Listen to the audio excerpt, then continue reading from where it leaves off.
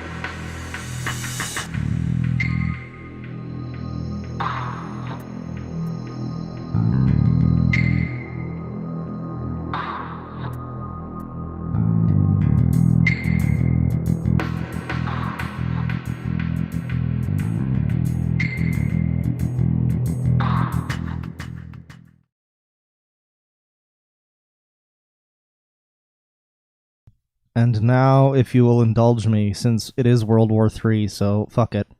Here's a song that I just finished today. Enjoy.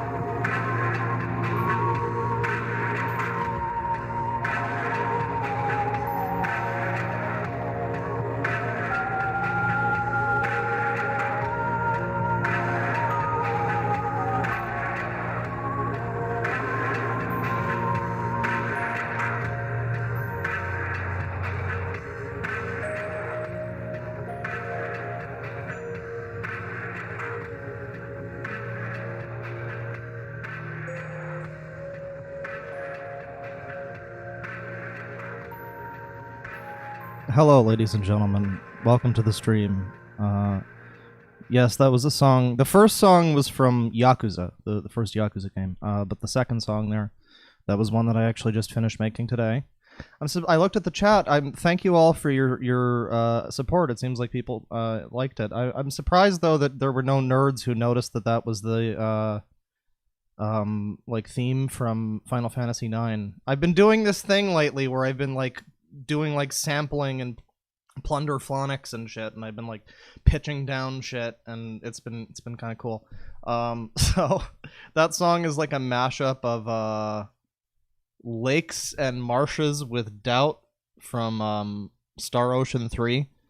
Nothing Else by Archive, which is like one of my favorite songs, and yeah, The Place I'll Return to Someday from Final Fantasy IX. It's called Undoubted Return. Little mix of things there. Also, it's got a drum beat from Rayman 2, because Rayman 2's got some fucking dope-ass drums. But, yeah, welcome to the stream, everybody. This one's gonna be an exciting one. First off, I'd just like to say, not a bully stream. Not a bully stream.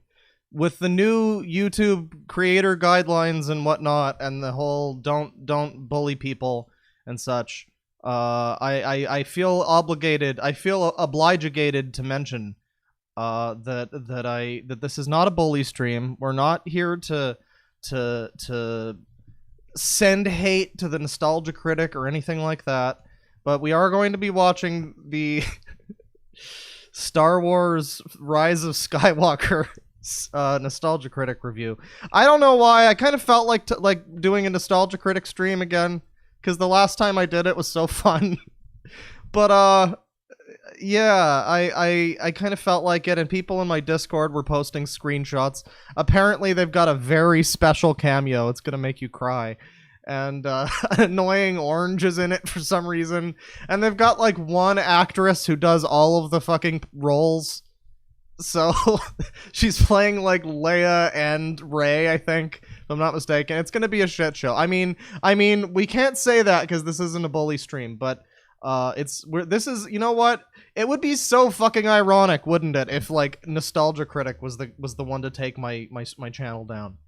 Because like this is just a review stream. We are just critiquing and reviewing your wonderful videos, Doug, in complete fair use. So just throwing that out there. Let's see, $5 from Batman Anderson. Make a playlist, you spurg. I've been thinking about it. I don't know. It seems it would be a bit of work, but yeah, I could probably do that. I think it would be kind of fun on like an off day. And $20 from Goof Troop. That's your name through, because it's spelled GOUF Troop. So then it threw me off, and I stumbled over this. But anyways, $20 from Goof Troop. Definitely a bully stream. Now that's not true. We haven't even started yet. So far, it's just been a music stream. But you know, we'll see what happens. It could happen. Probably not though, because that would be a bad thing and against the rules. $10 from Aya Bray. Also, sexy Claw Daddy. I love your voice and mega sarcasm. Give us tell-alls. Oh god, I haven't heard somebody say tell-alls in like 10 years. I'm sorry, you just gave me money and I'm like I'm like roasting you. No, but I thank you very much, and thank you also to Goof Troop for the 20. I endeavor to make this one a very exciting stream. I think we might watch the behind the scenes as well. And if there's time, we might watch something else from the channel, or maybe one of the orbiters, one of the beta orbiters. I mean, just normal orbiters, not a bully stream.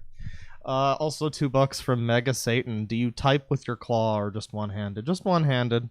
I just kind of grew up. I actually didn't start wearing the fun Deadwing fact. I actually did not start wearing the hook hand until I was like 16. And before that, I was like, no, that's stupid. This is my arm. It's fine.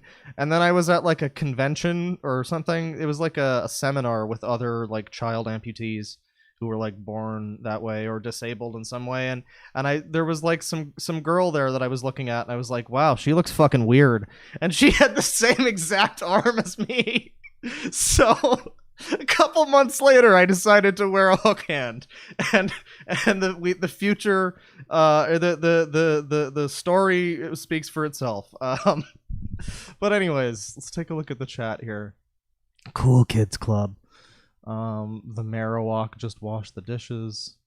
Talul's gave me 2007 RAR flashbacks. I'm sorry. No, not a bully stream. Archive this one. Well, probably. I never wanted to remember Annoying Orange, but here it is. Yeah, he's in there. He's gonna get that. He's gonna get that paper. Also, I like this comment here. I'm going to single out this chat member. I'm gonna directly single out a chat member right now. Joshua Young just quotes nostalgia and then quotes critic. I like this comment. Good chat message, chat member. Loyal member of the Sicko Army. Good chat message, because he's no longer even doing videos. He's no longer even talking about movies that are nostalgic at this point. This movie literally just came out. Like, the whole pretense of his like shtick is just gone at this point. And then the critic thing, they're not even reviews anymore. He's not even really critiquing anything. That is a very woke comment, dare I say, fellow kids. $5 from Jesterhead. Use your claw to bring death to the... oh, no. Death to the Iranians. We will inevitably be drafted into invading. Yeah, so how about that World War III? Anybody fond of that World War III? It's going to be pretty exciting. I would say try to keep the political discussion to a little bit of a minimum in the chat. Let's not have a turf war or a race war or anything like that. Let's remember. Oh God. Well, you know, it's not a bully stream, but let's remember who the target is. We need to focus our attention on the important things at the moment. We can't affect World War III. It's gonna happen if it happens. Whatever. I'm surprised if it's not China that kills us all. It's gonna be Iran. That is a surprising anime twist. But yeah. Just, you know, let's focus on the important things right now, like this terrible YouTube video that we're about to watch. Let's see here. Demon Empire America. Okay. Oh God, the chat. Race car now. Yes. Gas the bikes. Race one. Okay, that's enough. That's enough chat. Let's take a look over here at something that's more important, such as that. No. I said not the chat. God damn it. Oh no. Hang on. Hello, chat. Fellow chat members. How you doing? Where the fuck? Oh my God. Why does it never just let me... Jesus Christ. Oh, fucking hell. OBS never likes to let me fucking capture Firefox normally. It's always like a battle. It's always like a weird fucking battle to get it to capture Firefox. It's great. It's like the one thing I use this fucking thing for. What... Is this the one? No. That is not the one. Holy shit. Okay. Ugh, this is so dumb. Okay, give me this. There you go. There you go, baby. All right. Boomerang has ended. Yeah, so Star Wars Rise of Skywalker from Nostalgia Critic. Once again, as always when we look at Nostalgia Critic, keep in mind the stunningly, surprisingly good like ratios. I'm just amazed, like, who are the people? I don't know. We're about to get into this, but I have to, like, who are the people that like this, you know? Like, we're gonna watch it. Maybe some people, I don't know, maybe some people in chat like it, but as this is coming from somebody, and this is, again, not a bully stream. We're not, like, I'm not attending to, like, shit on this guy just because, oh, you're ugly, you're stupid, or whatever. Like, that's not what I'm doing. I'm going to be talking about what I think is, like, wrong and stupid with the video on, like, its merits. But the thing is, I've said this before, I used to be a fan of Nostalgia Critic back in, like, 2010, 2011 or something. And I'm like, these videos now are not even, like, what those were. Like, those aren't even that funny now by comparison to, like, other stuff of that genre. Like, if you watch the Plinkett reviews, they still hold up now, but if you watch fucking, like, Nostalgia Critic old videos from, like, 2010, they're okay, they're not great, but they're fine. But these, like, they're not even the same thing, and it's just awful. But we're gonna get into that. This is just my subjective opinion that they're awful. Let me take a look once more at the chat here. He was never funny. I mean, I don't know. I kind of liked him. I won't lie, I kind of liked him back in the day. I liked his whole site, in fact. In fact, you might have even called me a fucking Nostalgia Critic stan. I was, like, a big fan of that whole... I watched the first, like... I think I watched the... Oh, God, there was, like, 3 of those crossover. I think I watched the first one, but, like, even at the time, it was like, oh, boy, I sure don't want to continue watching this. I wish I knew why. And it was because they were poopy. The movie sketch parodier. Yeah, if you're not familiar, like, you might think, maybe you guys, some of you in chat, maybe you're not up to speed, but you might remember Nostalgia Critic from, like, back in the day, and you might remember back in, like, 2010 or whatever, when he made videos that were very similar to your average, like, movie review on YouTube now. They weren't dissimilar from, like, I don't know, Drew Gooden talking about a shitty Christmas movie or something like that, but but they were basically just guy at desk talking. There was clips, occasional sketches, and it was fine. I think his sense of humor isn't the best, but I mean, the format was at least fine. But like, if you're not aware, that changed completely. He like, I'm gonna use the term bitched out, and not a bully stream, but he decided like, forget it, we're not gonna bother with copyright. Even though like YMS does it, a lot of people use like copyrighted footage, like Ralph the Movie Maker or whoever. They use footage from recent movies in their reviews, and it's like fine. Because it's under grounds of review or whatever. But like, he just opted out of doing that entirely and instead decided to like weirdly recreate the movie in like sketches with his own people and his own crew and his own effects, and it's about as good as you'd expect. But the adverse effect of it is that before, you know, at least you could directly compare what he was saying to like the stuff on screen. You know, you could directly compare his critiques to what we were actually seeing happen in the movie, because he would show the actual clips from the movie. But now it's just this weird sketch thing where he like, I don't know, he could completely misrepresent, and he has in the past, like with the Wall review, which we did before. We did it before we did. But like, he'll completely misrepresent the point of a scene or like the point of the plot even. And it's like, you don't know this because you're just seeing his weirdo like fan film interpretation.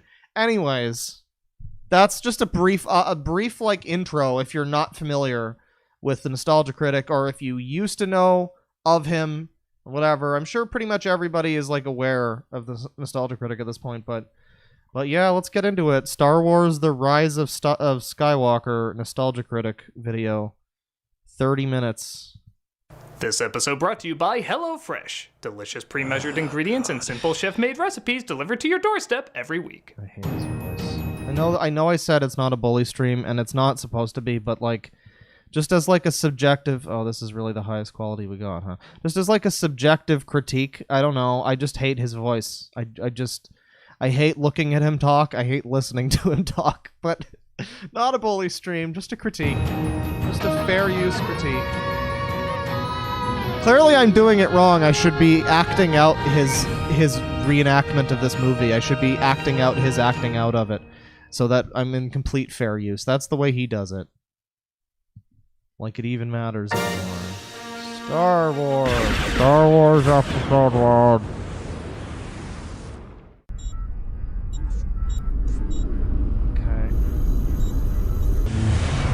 And that was Zori Bliss, ladies and gentlemen. Big round of applause for Zori Bliss.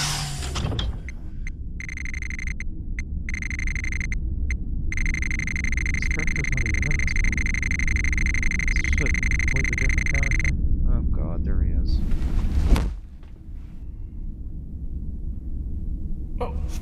Okay, so we gotta get to the Orange Planet. We'll give it a name later. Next, we gotta find the Dagger of Daggering. After that, we gotta cure some bugs with our new force powers. We'll just mention it in passing. Go to the store, pick up some milk, grab the kids from daycare. Oh, and you're the grandson of Boba Fett now. Trust me, this was all planned from the beginning. Wait, what the hell are you doing? Please, there's like 95 more errands to run. I came here to find Star Wars. Well, you're in it, man. I just remember it being more grand and awe-inspiring.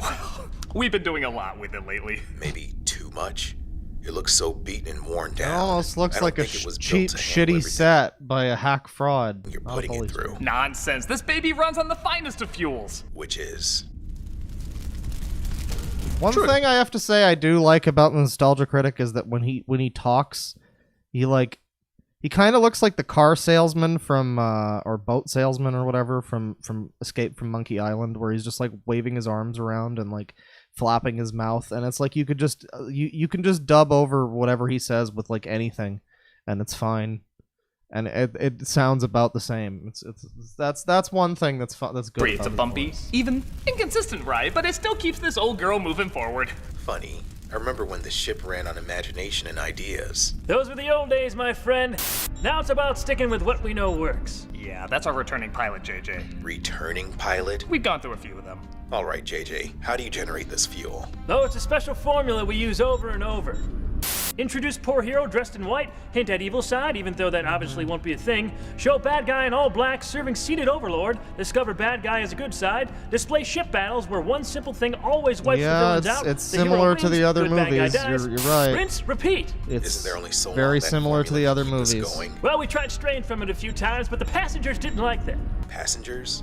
You're doing great, JJ. Here's some fuel for your ship.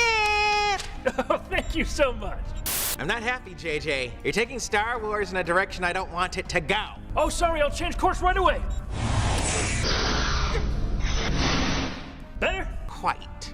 Hey, that's not the direction I wanted. Oh, sorry, switching back. Jesus. Hey! Okay, what I guess I can admire. Well, like I said the last time that I looked at Nostalgia Critic stuff, it's like I guess I can somewhat admire the dedication to making this, but don't make it. Don't make it. You know, like I would so much rather just listen to some guy talk at a desk rather than this like insane fucking Adderall shit. You're both happy and unhappy. I'm pleasantly enraged by that. Carry on. So this is how Star Wars is right now. Well, are you really that surprised? Star There's Wars, 30 from minutes its of premiere in this, yes. 1977, changed not only cinema, but movie fandom. Okay, now we've got Because some there like were only legit 3 films part. for so long This and is they okay. incorporated so many different mythical storytelling elements, there was kind of this sacredness that was built around it. That's true. This resulted in, let's say, passionate opinions over the years. Going from rose-colored You really need glasses to inform disappointment, people of this? It's the praising a 9th creative genius movie. only to shun Like- him later, and watching the franchise be bought out and be passed on from creative team to creative team. All of this gained praise, anger, great memories, bad memories, no memories. Childhoods were reborn while others were destroyed. What was once seen as sacred stories became, well, start what they always screaming. were, movies. Movies, like any art When form, do we- can when are change we people reviewing in profound Vine ways, Sauce? But to many, Star Wars was becoming a way of life. Yes, and I'm any going to changes a way of react to life Vinny is going eating to be met Vegemite. with It's some gonna be great. hostility. And yes, I know the majority of Star Wars fans aren't hostile or demanding. They're a lot like any other movie fans. But I'm talking about the fans the filmmakers probably listen the closest to, that being the ones who take it the most seriously. Whether it's serious love or serious hate, these movies are always guaranteed to get big reactions. And once again, Star Wars fans are passionate about the rise of This is so Skywalker, painful. the final Change part the in this channel. new I like how it's painful for you, and it's literally just him explaining the movie. This is the okay part of the review. This is the part of the review that doesn't drive me to drink, even though I'm currently drinking and nursing a bottle of Jack Daniels as we speak. But you know, that's just incidental. That's just the crippling depression. But yeah, this is the part of the review that's like an actual, like, legit, objective review of facts. We haven't even gotten to the really fucking... We haven't even gotten to the epic cringe, dude, yet. We haven't even gotten to the lay cringe. Hasn't even cinematic started trilogy. yet, dude. Passionate angry or passionate happy? Yes. Again, everyone seems Dark, all dark, over dark, the dark, map whether dark this girl. progressed towards the familiar world we know and love, or regress back to the same tired tricks. Good thing I'm in the driver's seat this time. If there's one thing I'm always praised for, it's how I stick the ending. Are you sure you're the only one piloting? Oh yeah, back to one creative poet leading the way. Nobody else calling the shots.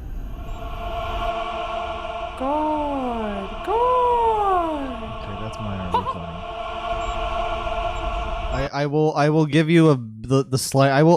I didn't laugh, but I did feel the slightest bit of like humor in my brain, solely because I dislike Disney. So there you go. All right. 5 minutes in, I didn't get even a laugh, but it was like a snort internally. It was like, but internally, you know. That's. The I guess caliber explain that we're at how so this far. 5 minutes new in. old Star Wars works now. I don't know, you might not like everything you hear. I'm not afraid. Good. You will. Yeah, I had that coming. This is Star Wars: The Rise of Skywalker. The dead speak. Come on, talk like a real person. No, those are literally the first Oh, words from the geez, opening though. crawl. Christ. Yeah. Fucking shot, mate. Yeah, The voice of dead Emperor speak. Palpatine is heard on a radio transmission, so Kylo Ren searches the universe so he can kill them all. Yeah, is it true that apparently the voice of Palpatine, the radio transmission is in fucking Fortnite? Is that true? Is that true? That's the dumbest thing I've ever heard. That is almost as dumb as the weird fucking Final Fantasy 15 extended universe thing. That's incredible. Fearing Palpatine might take control. 48-year-old Kylo Ren over here. This guy looks like he's this guy looks like he's closer to the age of Darth Vader than anything. Of the First Order. He finds him in a hidden part of the galaxy where a legion of Sith fanboys have been growing an army. I've come here to kill you. But then you will never get the answers to the questions you possess. But the answer's disappointing. Extremely. Okay, I'll ask. Let's retcon this shit. How are you alive? Something, Revenge of the Sith.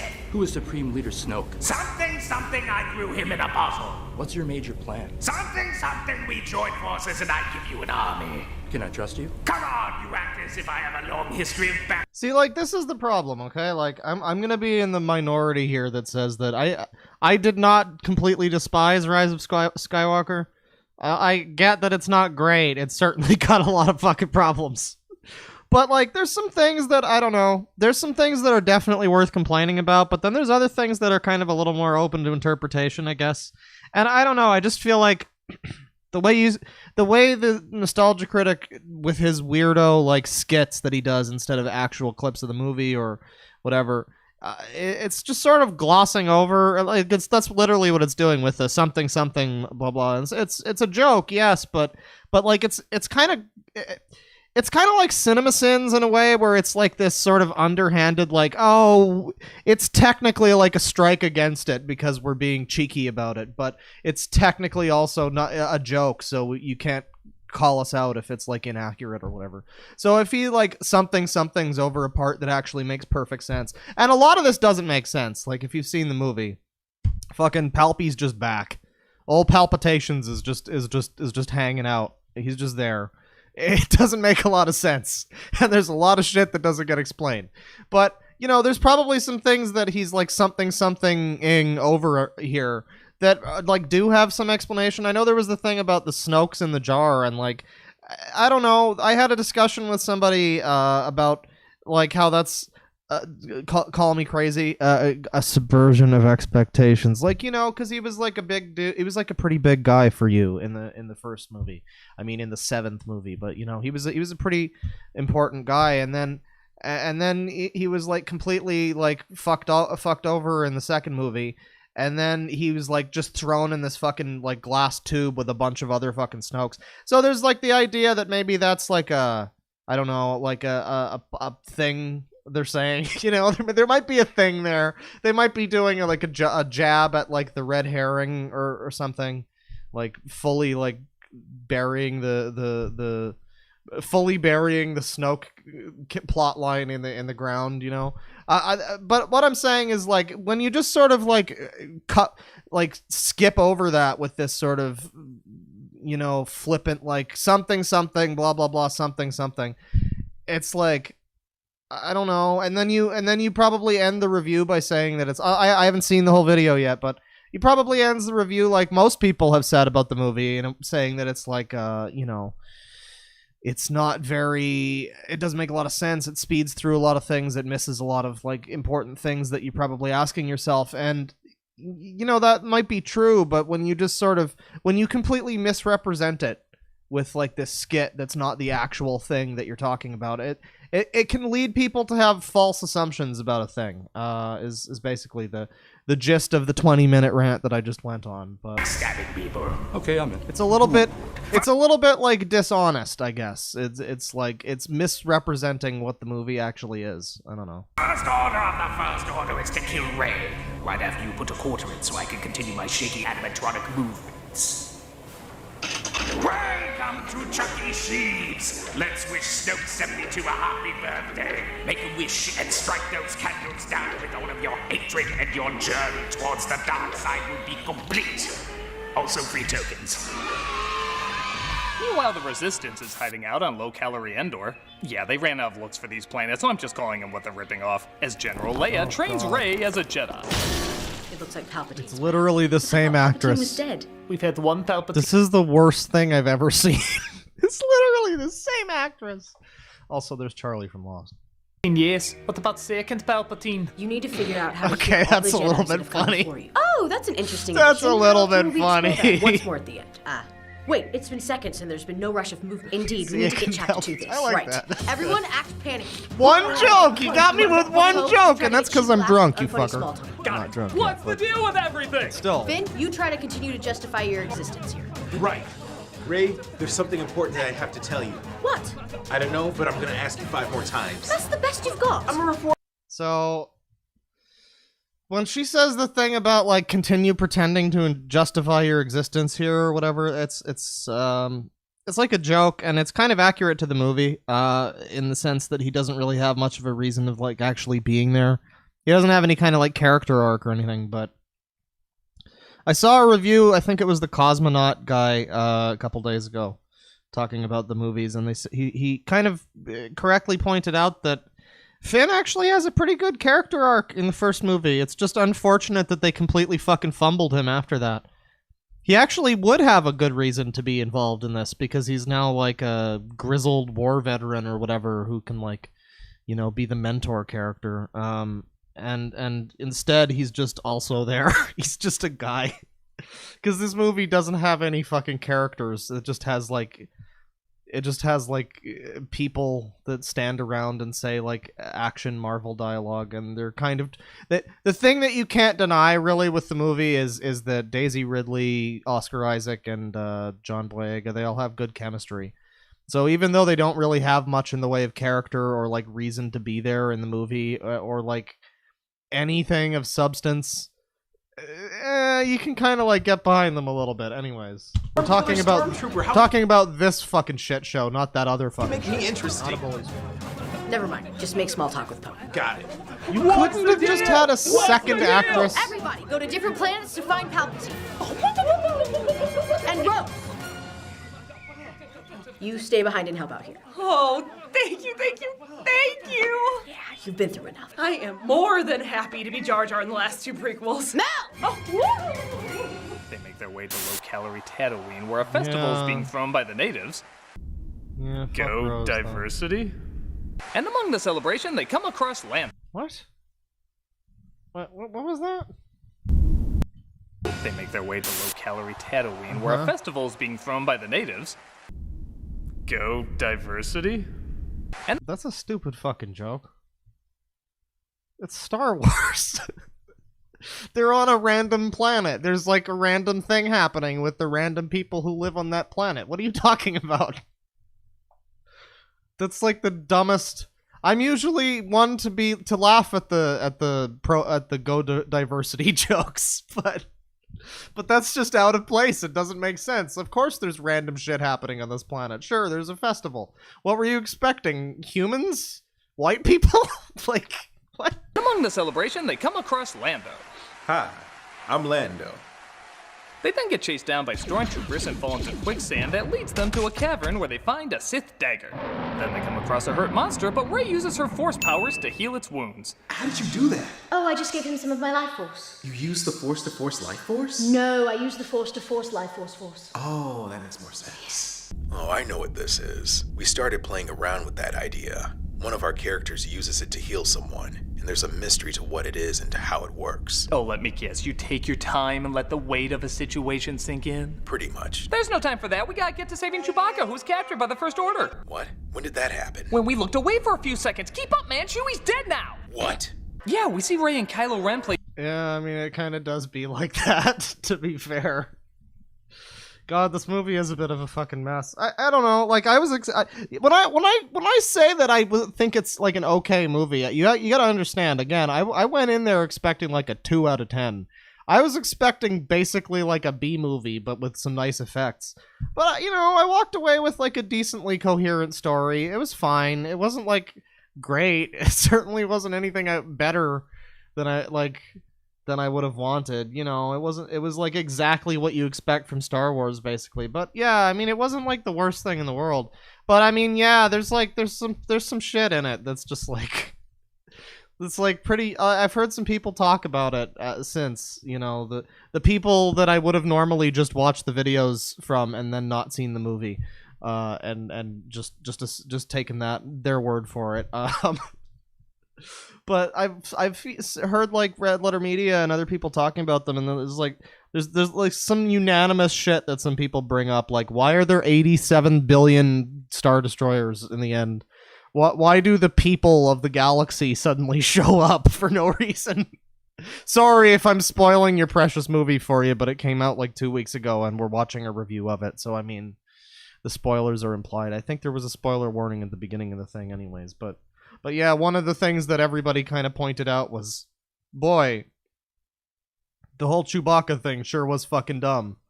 It's like they almost had something. They could have not killed him, but it had some kind of emotional weight on Rey, but then they just didn't. And then they also just didn't kill him. It's just like, oh, hey, guys, I'm fine. Everything's cool. Let's go back to work. It's pretty dumb. But anyways, yeah. Focus fire on criticizing this review once again. Tug of war with a prison ship, and she accidentally zaps it. What?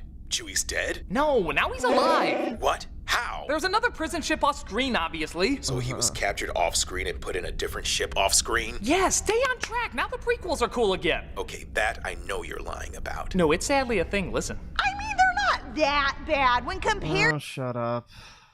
to Last Jedi. Yeah, I mean, I saw them when I was 2. I figure I'm a good judge of cinema at that point. Prequels are terrible, terrible movies that at least had some decent, like, original ideas, but they were all executed terribly, so who cares? like, yeah, pod racing was a cool idea. It's just a shame that the movie around it is a fucking dumpster fire. It's like, General Grievous, cool idea. It's just a shame that the movie around it is a fucking dumpster fire. And fuck all of those people that keep trying to stand Revenge of the Sith. It's fucking garbage. Fuck you. But yeah, I mean, I kind of get though some of the complaints about like the current gen of Star Wars compared to the prequels, where it's like, at least in the prequels they did different things. They were mostly bad. They were almost unanimously bad. Like the fucking PlayStation 2 video game factory level that Anakin and the other one get stuck in at the end of the second one. Or like the fucking boss fight with Dooku, you know? It's like, some of it's bad. Some of it's like Dexter Jettster's 50s Space Diner. But, you know, at least it's not all just the same shit from the 70s movies again. And like one or two new things to sell toys. That's all you can say. It was not, and none of it was executed well. But if you could mash up the like interesting new ideas of the prequels with like well, I was gonna say like the editing and direction of the new ones, but frankly that's not very good either, is it? Man, Star Wars fucking sucks. Isn't it great that the only stuff that's like really great in Star Wars is like non-canon side shit? Isn't it great that like the best Star Wars stories are like Knights of the Old Republic and fucking like Jedi Knight and shit like that? And like what is it? Heir to the Empire, I think it's called, the original sequel trilogy with Thrawn. Yeah, that was cool. Boy, it's a shame they didn't just make that. Anyways, cool. back to the stupid JJ, review. we want to see more Emperor. Oh, right away, right away. More Nobody Emperor wanted on to the see beaten path. more Emperor. Path is beaten all Nobody right. wanted to see him. Do if you can't have constant exposition and jumping from place to place every few minutes. I don't know. Visual storytelling. Were there actually people that were like clamoring for the fucking Emperor to come back? Because like, I was all ready for it to be like an interpersonal character drama between one of the elements, and again, we're in spoiler territory here, but I think most people know this at least. One of the elements that I actually kind of liked with this one is they had a romance between the villain and the hero, which is really rare and weird. It's like you don't see that. That's kind of cool. You know, good guy loves the bad guy. Bad guy gets redeemed, obviously, and then bad guy oopsie poopsie switcheroos with the good guy and dies instead. Boy, that was dumb. But yeah, that was one thing that I actually liked was the Rey and Ben stuff. It's a shame that they didn't just explore that more and do something cool with that, and instead went with dark side. But, you know, gotta sell those toys, I guess. Slow pacing, short but relatable dialogue so you can understand character quickly. Why are you still on this? We just missed 8 more scenes. Of course we have.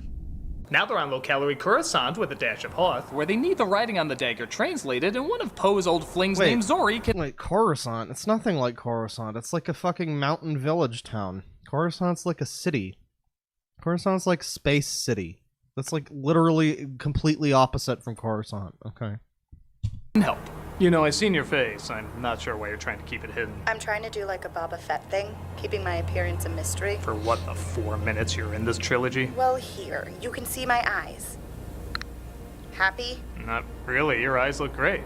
If you had like 3 eyes or something, we'd be more curious about what you look like. Let's talk about you. Okay. You really think of all the characters people want a sit-down moment with you? Hey, we're just trying to build up the drama of me about to become a general. What's wrong with Poe? People like Poe. I've never heard anybody say anything bad about Poe. Also, I'm waiting for the discussion about how it's kind of... Listen, people who watch the channel know that I'm not one of these turbo, like, super progressive Ismo good boys.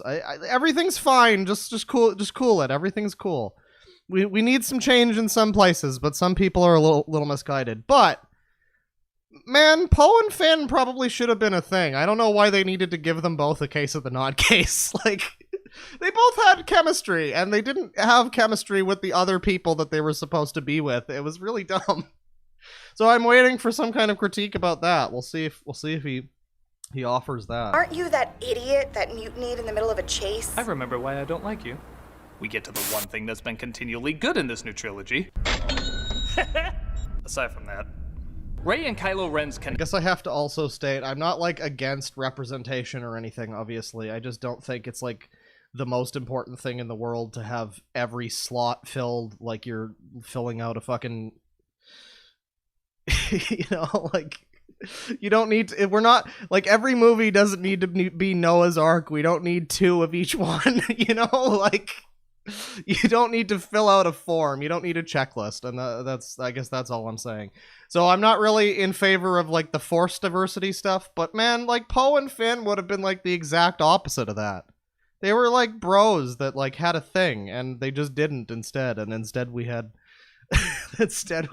fucking... a lady who was on the movie for, like, collectively 3 minutes. Action. Each of them tries to convince the other to join their side, and they communicate through their mental and physical force powers despite not being in the same room. One of the few things not retconned from Last Jedi. But don't worry, they backtrack on other stuff. So that's where you are. Oh shit. Join me, for I know your importance. Your caretaker never told you what happened to your parents. He told me enough. He told me that you killed them. Nobody told you that. You know what? I'm so sorry. I keep forgetting what we're vomiting up and rehashing for this one. So my father is someone good bad, accent. right? No. Oh, good. We don't have to go through all that again. Your grandfather is someone bad. Oh, okay. Well, that's new territory. Who is it? Snoke? No. Palpatine? Yes. Hux? No. That guy Benicio del Toro played last time? You already guessed it. What? Who? Palpatine. Oh, wait, Jesus. Palpatine's her granddaddy? Uh-huh. Who the hell slipped? It's like, I just don't get it, you know? Because it's like, there's so many fucking videos on the internet of people just talking about this movie. You can just watch the Red Letter Media video, where it's literally just some people talking about the movie, and it's fine, and they're funny. And they're a lot more effortlessly funny than all of this stupid fucking, these props and all this bullshit. These guys, like, do you ever consider that? Like, can you just stop and think about that real quick? Red Letter Media guys, Mike, Jay, and Rich can go to the fucking Rise of Skywalker, and they can come back to their like, warehouse or whatever where they film their shit, and they can sit down and they can just talk for fucking like a couple hours about a movie, and it's 1,000 times more interesting and like enjoyable to watch and engaging and fun, and like, you know, it's 1,000 times better than all of this shit with the costumes and the effects and all of this shit. It's like, man, you can put all the effort you want into getting the helmets and the fucking straps and the whatever this is. Looks like construction gloves or something, but you can get all the effort you want in. But man, at the end of the day, it's the writing, it's the actual, like, humor that's important here. It doesn't even need to be. He could just literally just talk about the movie and it would be fine. I guess that's not what people want, though. This is the thing that we need to discuss, of course, with the Nostalgia Critic, is that he's basically just Again, not a bully stream here. But he's basically kind of just a shill. I mean, he's just kind of doing this at this point for the money. We talked about this the last time that I covered Nostalgia Critic. He left the fucking... He stopped doing the Nostalgia Critic persona. He killed the character, and he moved... Whoa, that's cool. It's like fucking Rick and Morty burp. He moved on to doing this thing called Demo Reel, I think, which was essentially... poorly done skits acting out scenes for movies. I don't know if that sounds familiar to anybody, but yes, he started doing Demo Reel and nobody watched it, and he only went back to Nostalgia Critic for fucking money because that was the fucking popular thing. That was the thing people knew him for. Nobody cared who he was before he put on the hat and tie and glasses and annoying voice. But yeah, nobody really cares who Doug Walker is. People care about the Nostalgia Critic, and so he just kind of shambles the corpse of the Nostalgia Critic through these horrible fucking skits just to like deliver, a sponsorship deal to you and get some like ad revenue. It's, I don't know, man. It's like we can sit here and criticize, oh, this isn't very funny, this is the effects are bad, but like at the end of the day, it's really the people in the comments who are to blame. It's the people that are watching this. It's the people that are upvoting this. Once again, this video's got 19,000 likes, just like under 2,000 dislikes. And I mean, this is not the worst video he's ever done. We can all kind of get behind, Rise of Skywalker isn't very good. We haven't even gotten to the really stupid parts yet, but that's to come. But, we can all kind of get behind that sentiment, but like the Wall video or whatever, and people liked that too. I mean, there was some people that criticized it, obviously, but like mostly people, his fans liked it, and I'm just like, why? Why are you supporting this? This is such a fucking shit show. I don't know, not a bully stream. I mean, it'd have to be right after his face got lightninged and shit. You telling me somebody saw that guy and was like, hey, might be a good fuck? Apparently that doesn't matter. What do you mean that doesn't matter? How does someone bang the leader of the galaxy and then disappear? He didn't keep tabs on her? She somehow avoided him? This is the fucking story, man. This is the juicy shit the trilogy should have been about. Oh, what? The Last Jedi apologists didn't need to know Snoke's story. Oh, shut up. They said Rey was a nobody, so anyone could be strong with the Force, but now it's midichlorians, and you have to be related to somebody. Boo! No, what else was I supposed to explore with this? Maybe we could explore Snoke, dead. Maybe dive into Rey's past, nada. Maybe draw out Finn and Phasma's rivalry, kaput. Maybe see if Rey... See, here's the thing, though, is that I've actually heard some shit about The Last Jedi that makes me, like, reconsider it. Because, I think the ultimate goal... Everybody hates The Last Jedi, but the ultimate goal of The Last Jedi was to kind of, like... Honestly, I think it was to force Disney to do something different. They killed all the fucking big guys and they changed all the shit. And at first, for the longest time, I've been like, well, yeah, I mean, of course the Rise of Skywalker was going to be bad. Like, crazy, kooky Rian Johnson did all this crazy shit and ruined the movies. But then I'm like, well, wait a minute. Maybe the ultimate goal of that was to force us not to have this happen. Just, hey, Palpatine's back, I guess, because we need to have Palpatine, because there's nobody else, because we can't develop characters or do anything interesting. I don't know. Obviously, that movie's got a lot of problems, but, like, I don't know. I feel like there's some point to a lot of what it did, which was to try and, like, again, force Star Wars to have to do something a little different.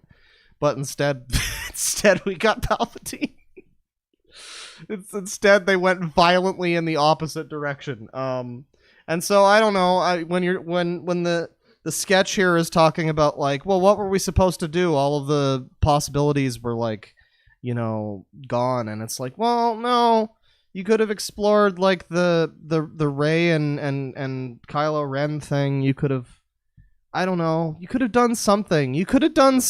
But instead, you went with fucking an action figure that looks like Palpatine, hooked up to a GLaDOS computer in like a Skyrim temple. I don't know, man. You could have done something. We would join the dark side.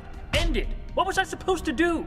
Everything was finished before it was even set up. Something interesting and new, maybe, you fucking hack fraud. There definitely is some truth to that. Last Jedi set up some new ideas and directions it could go in, but it wrapped up so much that character-wise, all that was left to explore was Rey and Kylo Ren's relationship. And even then, not a ton, as they seem to have stayed on their chosen side. Not really. You still could have done the thing with what's his name?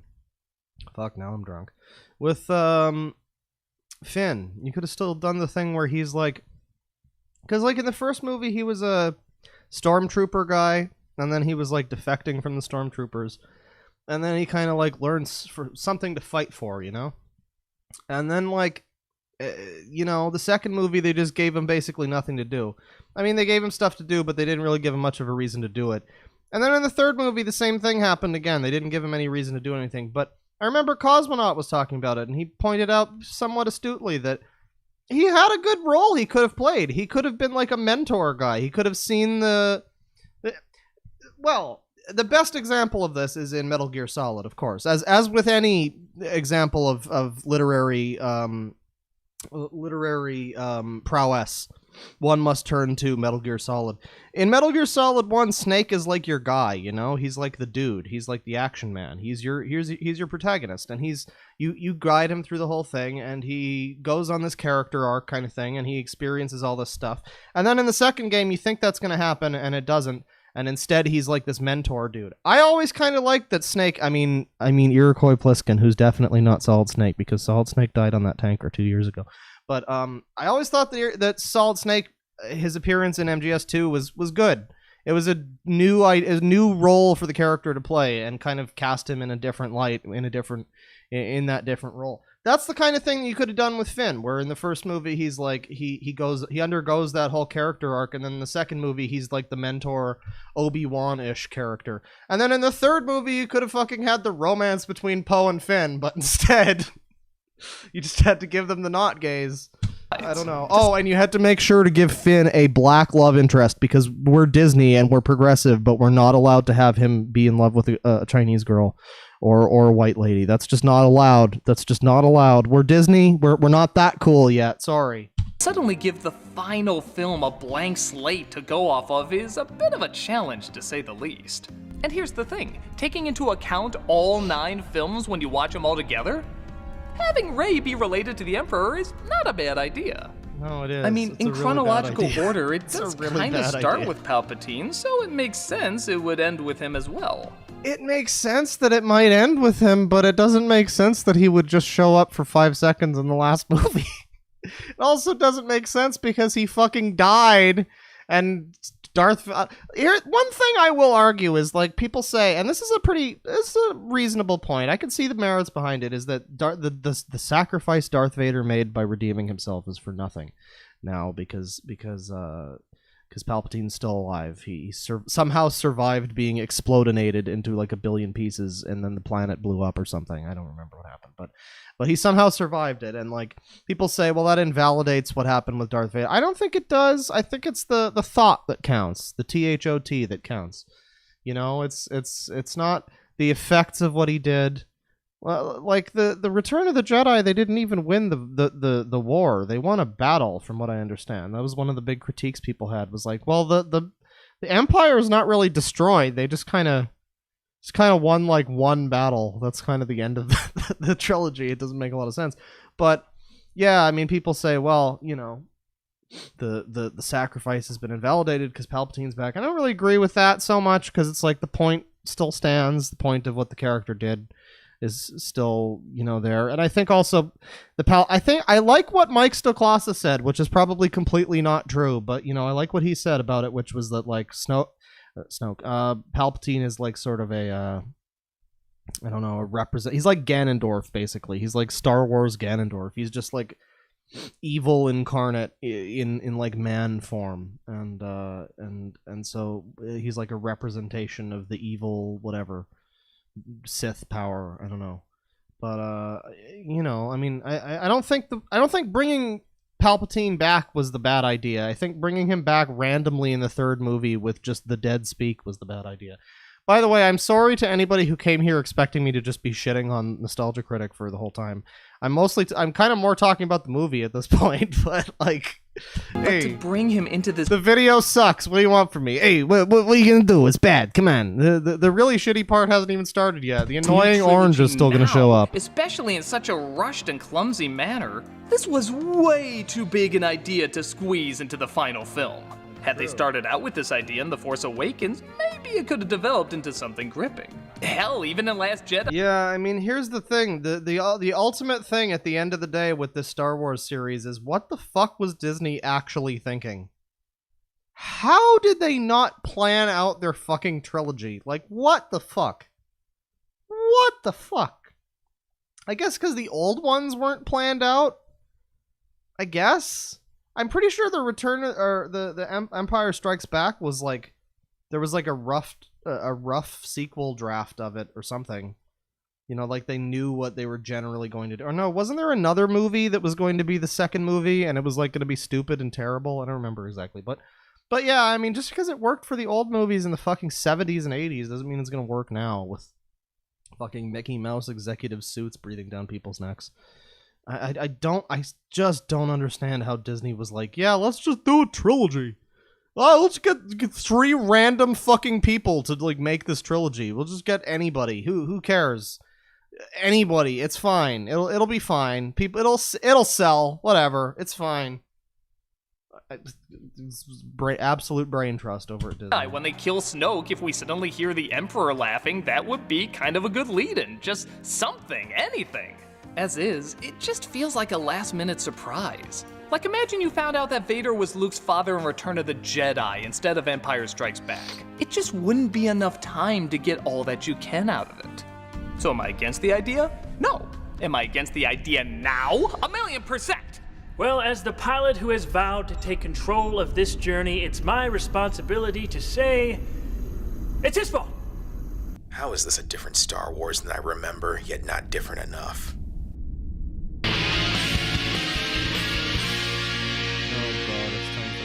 Everybody, get ready to be advertised to. As I recall, oh no, oh god, just you know, interior, dark, shitty, ugly basement. Night. We wake up blindfolded. Suddenly, light fills our eyes as the blindfold is lowered, and this is what you see. Good God, not a bully stream. Not a bully stream, I promise. Hello? We have HelloFresh. If you want to see HelloFresh again, you'll do as we say. Of course, we understand why it's so important to you. HelloFresh's recipes are so delicious.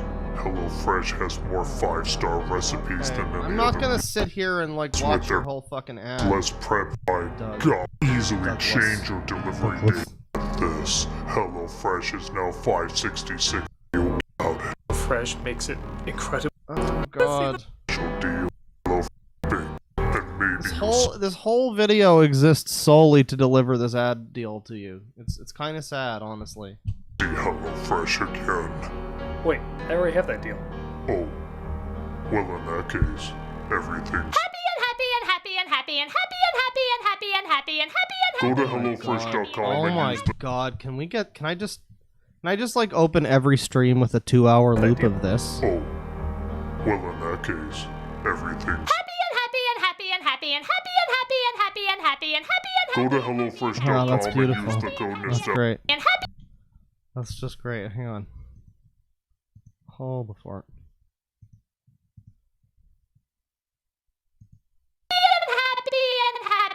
Oh, yeah.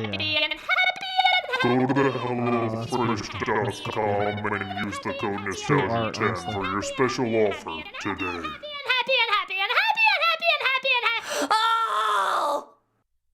Gee, why do people not like the Nostalgia Critic?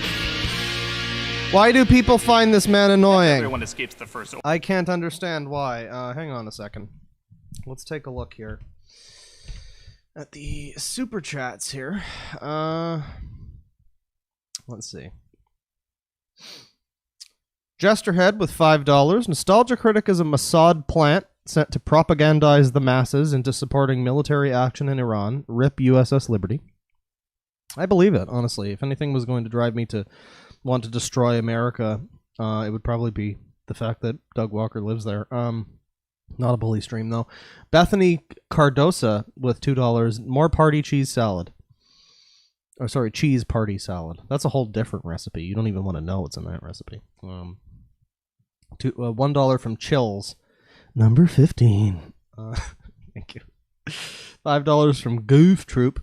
Watch, the Mando is actually Corey Taylor. Oh god, not again. Is that supposed to be the Mandalorian? I guess so. I hear that's good. $5 from Fallier Pal. And no message. And then another $2 from Fallier Pal. I forgot to type anything out. I'm dumb as fuck. Hi, XO. Hello, XO right back. Thank you. $2 from Batman Anderson. Bane posting will never die. Brother. Yes. $2 from... I really wish Fuzu would lean more into the Bane persona, because I know I call him Bane. He used to be Bane to everybody, but now he's Fuzu, and I really wish he would... He could bring back Bane posting in full force. That fucker has the power to do it. It's within his honor. It is within his jurisdiction, motherfucker. You gotta bring back the Bane posting, dude. This is a direct call out. This is a call out. Wow, I'm drunk. I'm just kidding, Fuzu. You're pretty good. I don't think he's here right now, but if he wants to not do the Bane thing, that's fine. I just wish Bane posting was a little more of a thing in the current decade. It is the year that it currently is right now. It's actually the current year that it is. It's the current decade. Open your eyes. Wake the fuck up, okay? It's the current decade. I don't know what the fuck you're thinking, all right? Coming over here, you're saying this kind of shit. You're being a little fucking stinker. But it's the current fucking decade. We don't deal with this kind of shit, all right? In this our current year. $2 from Sean Turner. Just joined the stream. Are you enjoying yourself? Well, I wasn't, but you know what? Jack Daniels is a miracle beverage. Let's take a look at the chat here. Funny man on TV makes me remember the current year. Every time I think about the current year meme, I just remember John Oliver doing the L forehead. Shape of an L on her forehead. The Fortnite dance or whatever in the fucking YouTube rewind. That was very good. It is current year plus 5. He still has the logo with him holding an airsoft. Yeah, he hasn't done it much in this video, but one of my personal biggest critiques with the Nostalgia Critic is the stupid fucking pointing a gun or shooting a guy joke that like back in 2010, I remember feeling like that joke was getting old, where it would be like, haha, funny internet man pulls out the gun and shoots the guy, and it's funny because you wouldn't expect him to shoot the guy because that's an overreaction to the thing that's happening. He decided to shoot the guy. Wow, it's funny. Laugh. And he still does that. He hasn't done it so much in this video though, but he did it a fucking lot in the wall video. Oh my god, that was a train wreck. Bottom text. Why do I always tune in at the end? Oh, we're only halfway through, sport. And I think I still want to watch the behind the scenes as well, because that's going to be exciting. I still have a whole bottle of Maker's Mark there, child. What makes you think we're at the end? Young feller? Hard R feller. That's right, I'm getting edgy. You know, people have been telling me that I'm too edgy in the comments for my party cheese salad video. Isn't that some shit? Isn't that some shit? I see no hear no evil. Yeah, I'm very edgy. I want to know where that damn 4th Chaos Emerald is. That's the ultimate goal of the party cheese salad video. I don't know where the edgy. I don't know why multiple people have said that I was edgy. Like, what does that mean? Are these actual boomers in the wild? And they're like, oh, that man used a swear word. He is an edgy young child. Is that what's happening? Is that what's going on? Did the Cooking with Jack fan base find my videos? I don't know, but apparently I'm edgy, so this stream is going to be like taking candy from a baby, which is all right by me. All right, let's get back into. Oh, hang on. $2 from Jesterhead. Doug, is that a gas pump? Is that a gas station? I'm guessing that's nothing good, but that's an emoji for sure. Doug, get emoji, please. And then $5 from Sean Turner. Do you think they should have scrapped Return of Skywalker to have a 3-hour gif of Jar Jar Binks dancing? No. What we need is a 3-hour. What we need is why is nostalgia? Why is AVGN down here? I know that they have the rivalry thing, but he doesn't need to be here. You don't need to bring him down to your level. But yeah, no. What we actually need is a 3-hour gif of this. If I had just walked into the theater and that was what I got with my ticket, that would have been... I mean, I would have been happy. I'm happy. I know that much. After everyone escapes the First Order, Rey comes across the wreckage of the Death Star on low-calorie Waterworld. This world's different enough, I'll call it by its real name. As she happens to stand in the exact perfect location for the dagger to show her where to head.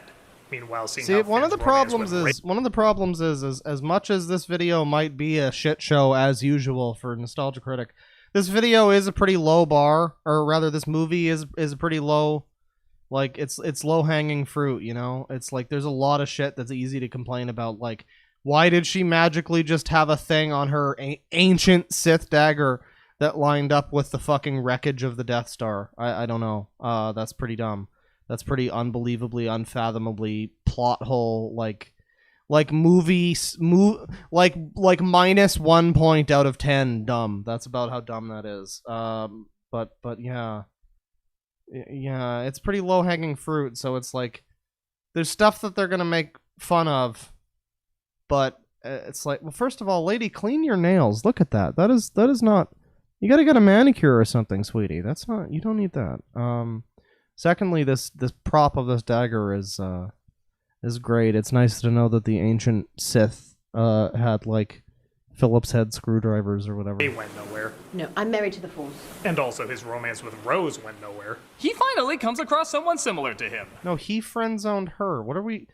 Now we're fully misrepresenting the movie. She was all on board, and he was he patted her on the shoulder and was like, "Hey, stay there, friend." And then he went on his adventure. Also, I think my favorite part of Rise of Skywalker was the part at the end when they're all fighting on the ship or whatever. They're all fighting the 700 billion Star Destroyers, and you just see a 2-second shot of Rose, tiny little Asian lady Rose, just on this there's all these explosions happening, and you just got Rose standing there with a fucking Nerf gun. It's beautiful. It's the best part of the movie. It's wonderful. Although character-wise, maybe a little too similar. So I hear you were a stormtrooper. I was. I hear you left because you didn't want to slaughter people. I did. I hear you're underutilized because this movie has no idea what to do with you. That I didn't hear, but sounds about right. Want to talk about why we have nothing to talk about? I think we just did. Oh yeah. Here's to maybe being something. Maybe. Maybe, except that this is the last movie in the series, so no, actually, not that. Why do I suck in these movies now? Because we needed to give you a case of the not gays. They can't have a black gay in a movie. Are you crazy? Come on, it's 2020. We're not that far. We're not that progressive yet. We still need that China money. We need some representation that we can, pat ourselves on the back for, but that we can easily edit out for China and Singapore. That's what I'm talking about. That's what the mouse wants. Rey comes across Kylo Ren on the Death Can't Star. possibly just have two characters who are men who happen to have chemistry and maybe develop a romance for each other naturally in a way that's not forced or shitty. No, that's crazy. we need to just have more fucking characters. Just put in some more meaningless side characters. It'll all be fine. We promise. As well as a dark version of herself. Time for the dumbest part of the movie. Seriously? But this is awesome! Too awesome for Star Wars now. By the way, I'm a thing in this. There better be some cool fan art of me. I can take you to Palpatine. Come with me. Never! Very well. Shall we exit this ugly, grainy location to another ugly, grainy location? Did they learn nothing from the movie Solo?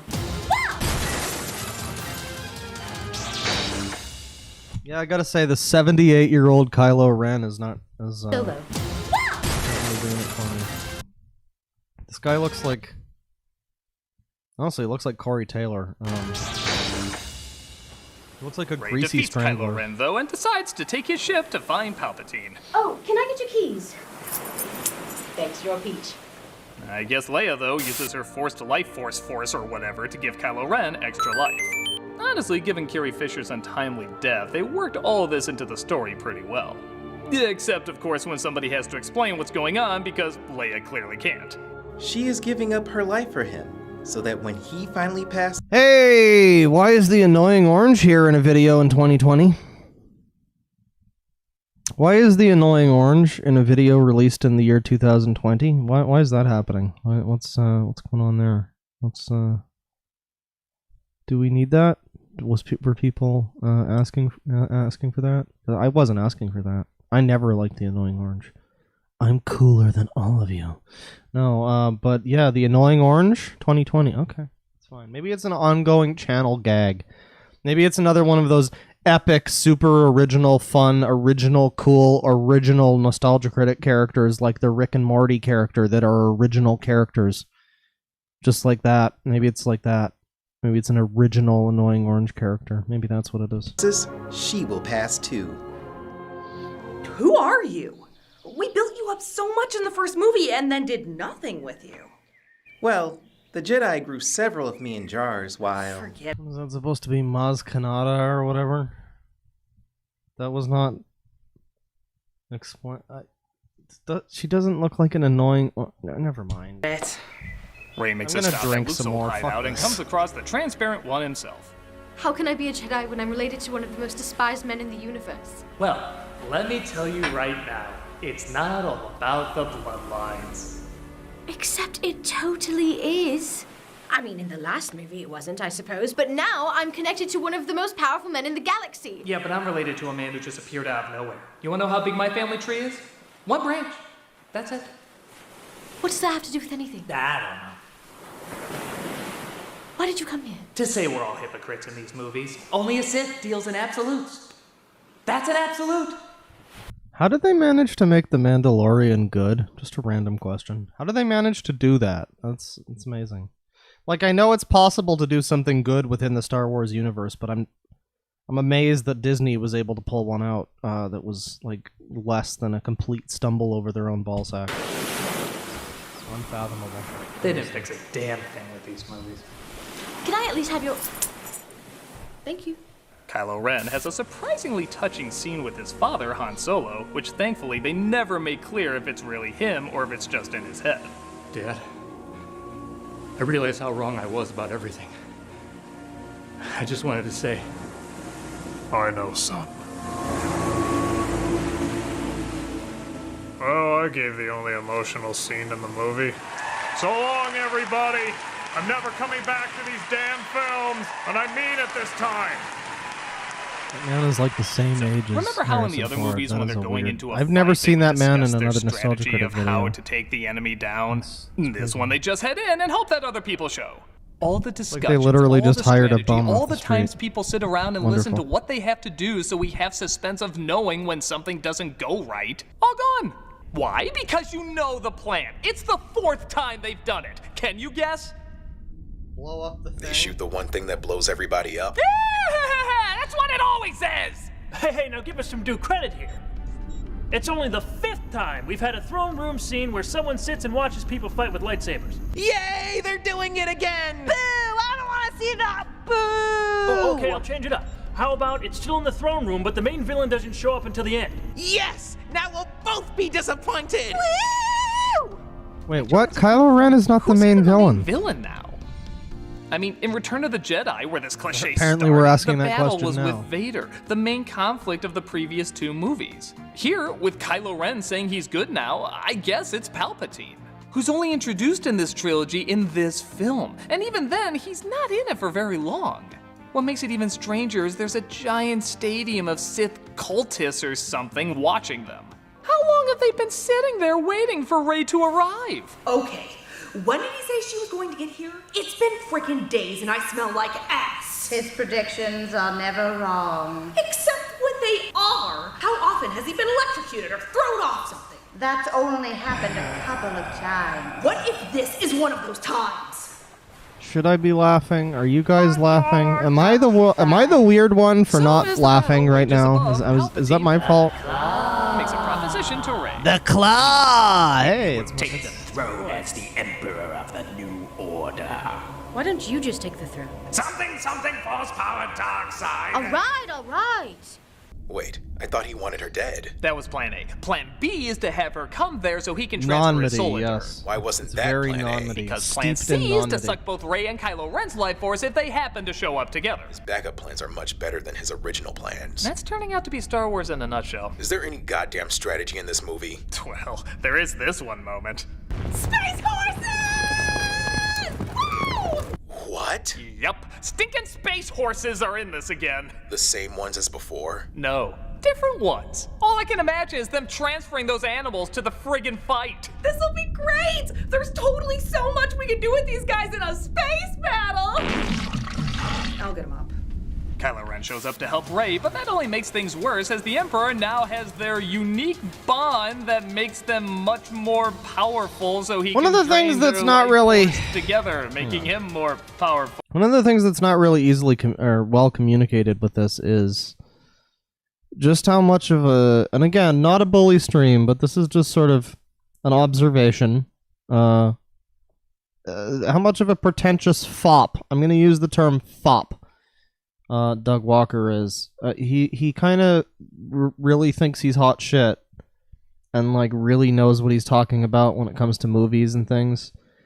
And it would almost seem like petty to be like making fun of him for his sketches being kind of shitty and the costumes being bad and the effects being bad, except he is kind of full of himself, and also like he's been doing this for like over 10 years at this point. How long has it been? Like 12 years? And he hasn't been doing this exact kind of thing, but he's been doing sketches and he's been doing reviews, quote unquote, of movies. And like, I just, you'd think he would have gotten a little bit, but I think it would have improved slightly over the course of time. I think it's worth critiquing him. Like, honestly, like, yeah, I think it is pretty worth critiquing. Like, I'm willing to say, okay, well, it's just some internet sketch thing, so it's fine. It's fine if it's not the most, like, perfect looking, whatever.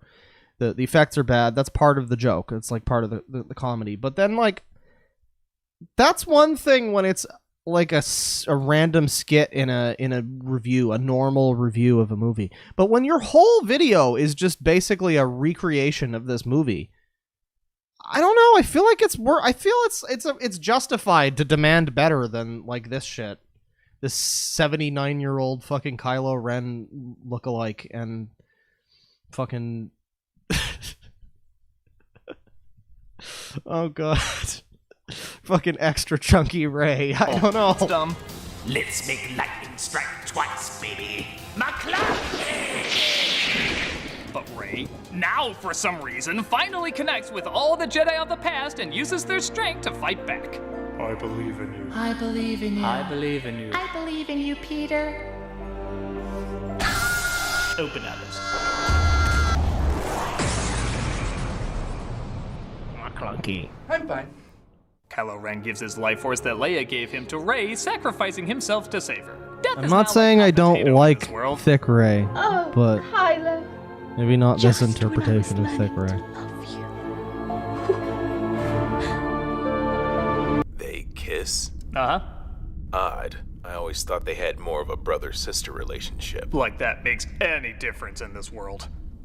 Everybody returns to low-calorie Endor and... Yeah, that's one thing that nobody likes to talk about with Star Wars, isn't it? I guess some people bring it up as like in the same vein as, hey, did you know that Ed had a child gangbang? It's like, hey, did you know that Luke and Leia were actually brother and sister when they kissed? It's like, we know.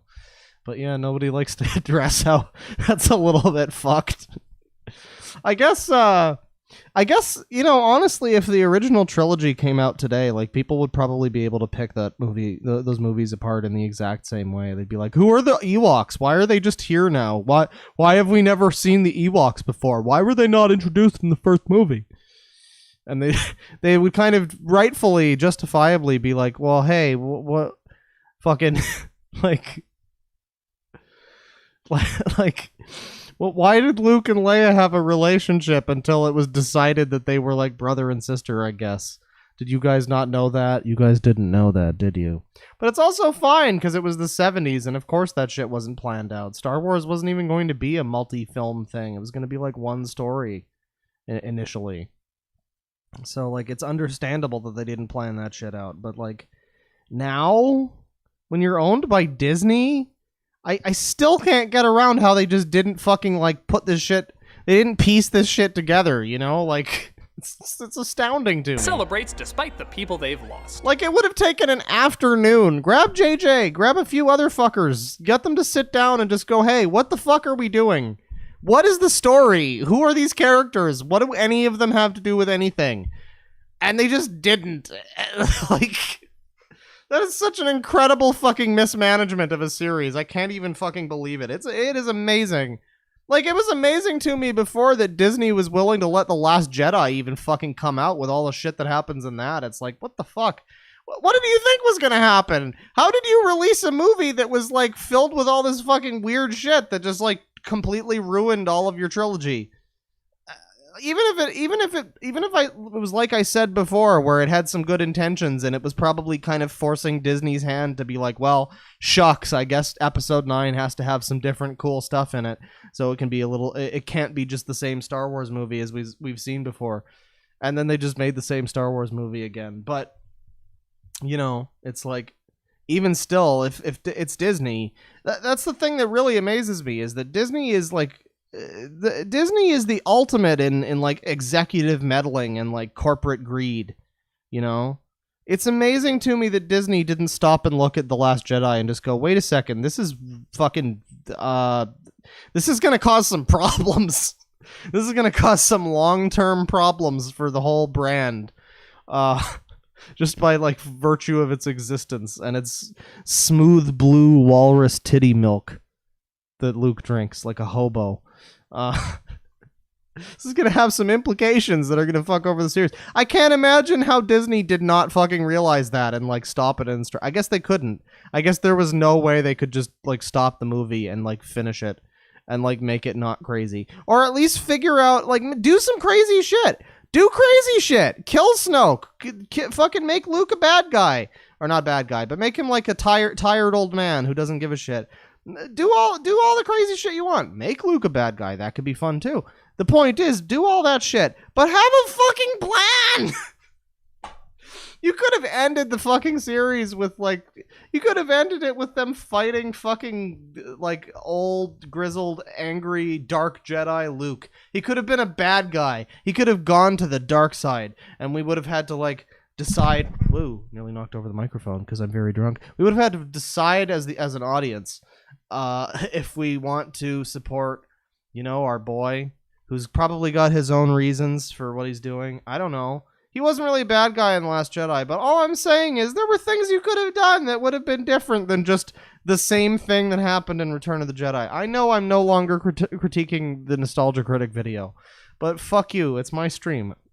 Bitch! Chewie, Leia wanted me to give this to you.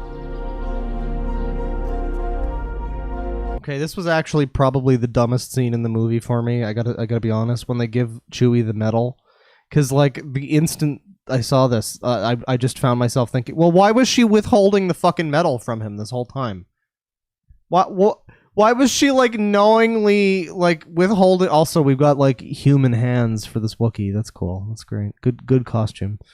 Wonderful attention to detail. But why was she like knowingly withholding this fucking medal from him all these years? Like, nah, you just haven't earned it enough yet, Chewie. I guess you're just not quite good enough. Maybe someday you'll be as good as the people that we gave the medals. You fucking scum. I think Leia's a bit of a secret asshole. I think she's a bit of a secret asshole. I think she knowingly withheld that thing because she's Wookiee racist. I know, right? She just never had the time. Life Day. What can I say? We're all hypocrites in these movies. She came to Life Day. Man, we cannot trust a single thing that any woman ever says. Even Lando makes a friend? Weird where appearance. Are you from? I don't know. Want to find out together? Can I hit on someone that's not me? Man, that's the funny thing, though, isn't it? And by funny, I mean not funny. It must suck to, like, we've talked about this guy before. Apparently, this guy is like a furry. So people like keep shitting on him. They keep going like, Deadwing, he's a furry. You don't understand. And I'm like, I don't care. You know, let me know when we find him balls deep in a schnauzer. I don't care. But like, you know, it must really suck for this poor man to literally be Doug Walker's token Negro. I'm sorry, that's probably not a word people want to hear me say, but that's what he is in these fucking videos. He is the token black man. That's like literally the joke. He's just not even black man. He is the token black. He represents the entire race. And I don't know if he knows, like, if he recognizes that that's maybe not something that's great. I don't know, but like, I don't know if Doug Walker knows that he doesn't necessarily want to have one black person representing literally every black character, regardless of gender. That's a little bit fucked up. I don't know. I don't know, but yeah. Actually, I guess that's part of the joke, slightly, but like not really. My daughter. Ew. Might be my daughter. Ray goes to Luke's original home So and we buries still the into white that. Oh yeah, that's a tacit. That wink is a tacit acknowledgement that Doug Walker's into Wincest. lightsaber coming across an old resident. Nobody's been there for years. Balls deep in a schnauzer. DeadwingDork 2020. Starting the decade off right, fuckers.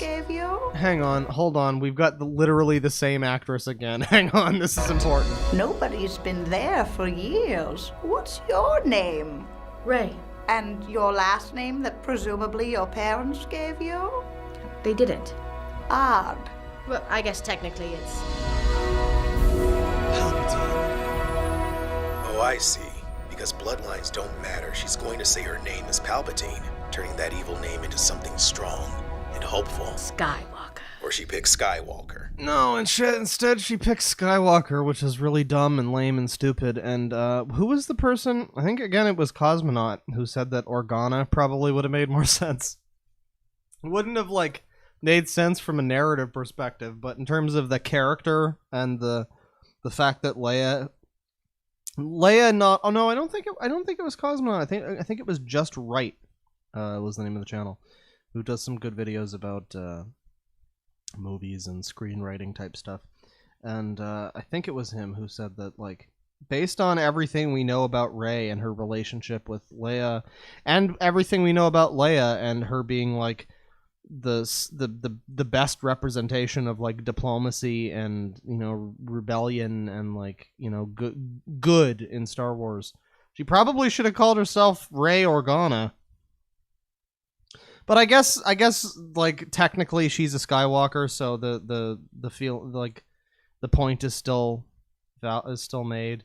But boy, the at the end of the day, the point is fuck Jimmy Smits. That's all we know is fuck Jimmy Smits. A name associated with a dark overlord who killed children. Younglings. They're fucking called children. Yes. Well, like this yes. movie, I guess Rey it's in the eye of the Solo. beholder. Yes, Rey Solo, because she has no parents. She's alone, therefore she's solo. So she's Rey Solo. I'm surprised that, well, I'm not surprised that the movie didn't make that joke, but I'm surprised that more people have not made that joke.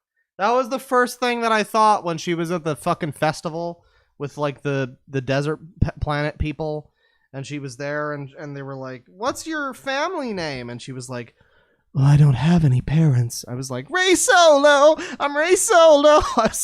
I was grooving out in the theater, dude. I'm really upset that they didn't play that in the background.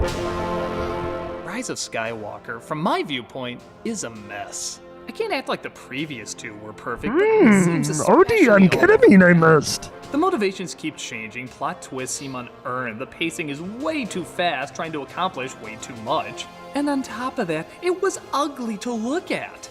Even if you didn't like the previous two, they were at least visually stimulating. This one is grainy, dark, colorless. I mean, yeah, I guess it was, like, grainy, but it was, like, well shot. It was a visually interesting movie. I was enjoying it. I mean, I was a fucking pleb in 3D glasses, so like I was a popcorn eating loser. I didn't have popcorn, but I did pay like $6 for a fucking blue raspberry slushie. But like, yeah, it wasn't an ugly movie. It looked good. Yeah, it's a little grainy, I guess, but like, that's probably just because you saw it on a big screen. And sometimes even hard to make out. As this trilogy draws to a close, I can't act like I wasn't introduced to some interesting ideas, but they never felt anchored down by a clear goal. Apart from, you know. Yeah. I didn't hate this film by any means. It did give me some cool... See, the problem with this review, I know there's probably some people who probably have all stopped watching at this point because I'm just talking about Star Wars mostly, but it's like, I want to shit on this review more because I do very much dislike the Nostalgia Critic content. Again, not a bully stream, but like I do genuinely not like the content that he makes, and I have many problems with it.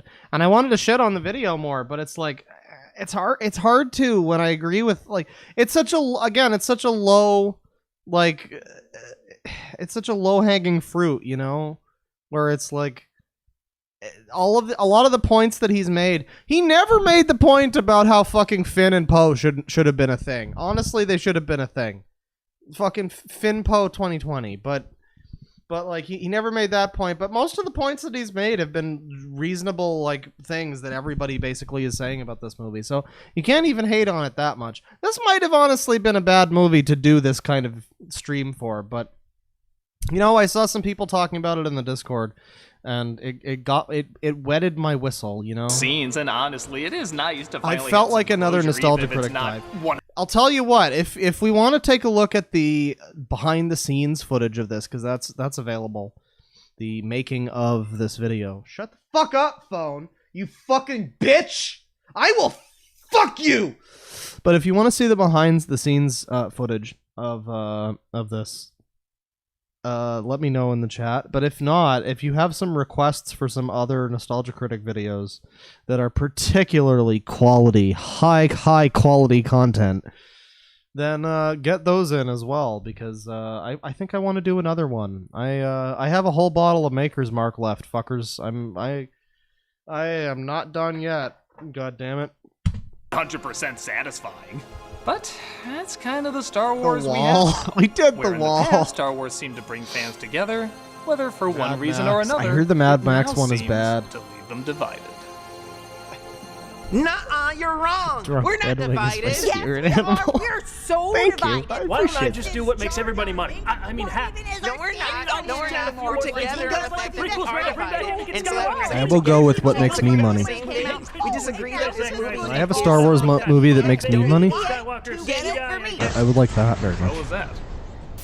Hey, Mando, you find what Fury you're looking Road. Yeah, Everybody's talking about Mad Max. I think we might do Mad Max. Remember it. for?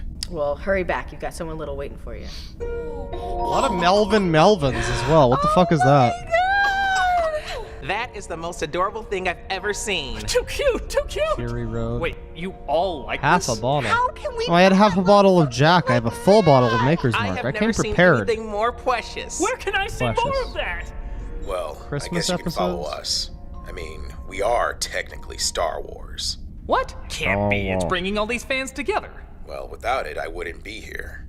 Star Wars molded me, shaped me into who I am. No, I don't know Guess Melvin, what? brother of the Something Joker. that What is powerful that? finds life anywhere, even in the most We might need to unbelievable watch places. that one. Like I've about- heard of the Mad Max one, but that one sounds special. Bounty Hunter That raising sounds Baby Yoda. ominous. Yeah, actually, I the like more I that. think about it, I feel like most fans, if they heard that, would hate it.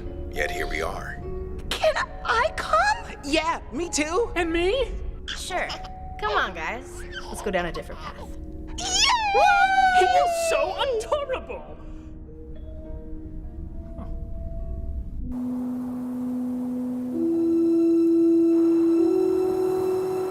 So what do you think?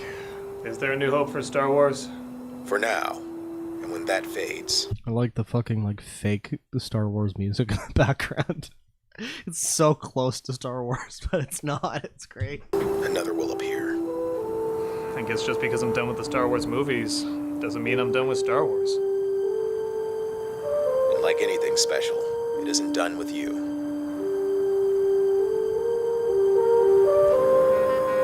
Do you think Disney's actually dumb enough to not realize that, like, reaction to the movies and the Mandalorian.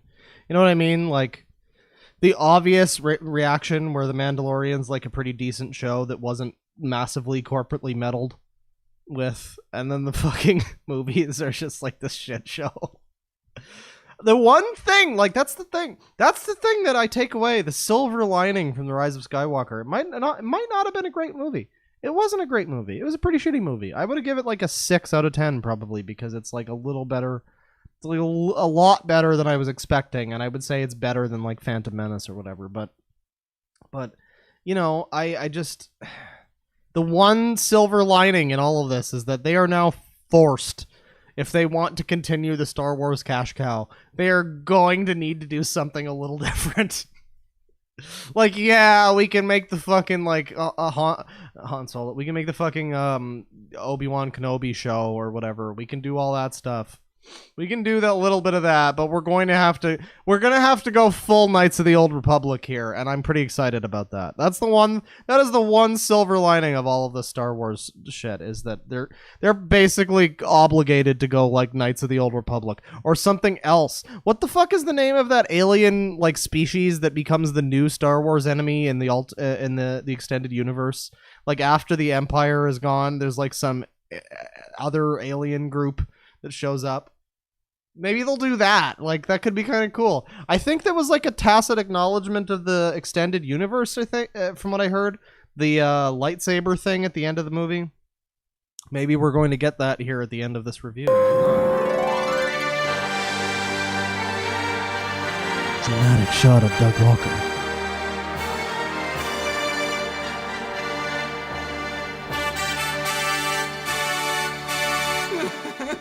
Oh god. Hey guys, we have a special celebrity guest on the video. I can think of no internet presence better than this man to appear in a Nostalgia Critic video. I can it's a match made in heaven, honestly. Oh my god. Chat's loving this. It was consumer. It was so awful. What was that?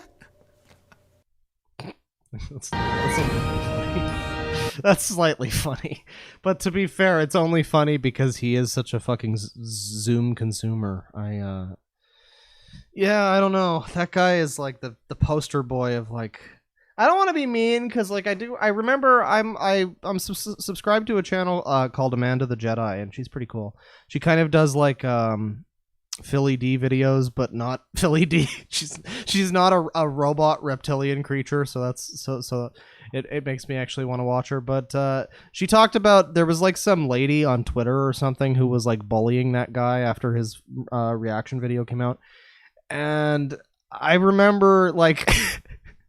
Like a few minutes before I had seen her video on that where she was like, fuck this lady, let this guy enjoy what he wants. And I was like, yeah, you're right.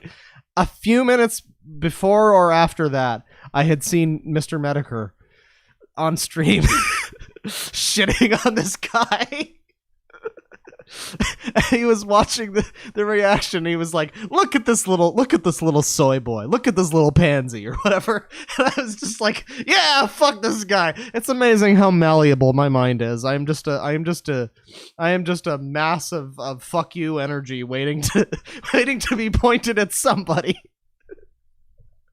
But yeah, it's like, on some level, let this man enjoy what he wants. He probably shouldn't be bullied, but on some other level, man, if you're gonna cry like that over a fucking, like, not even just any Star Wars, but like this Star Wars, like this iteration of current gen Star Wars, current year Star Wars, if you're gonna be crying about that, I don't know, buddy, you're opening yourself up to a bit of ridicule. That's all I'm saying. But yes, Eric Butt's celebrity cameo, very prestigious, very good. That is a boy. I don't even wear glasses anymore. It's not canon.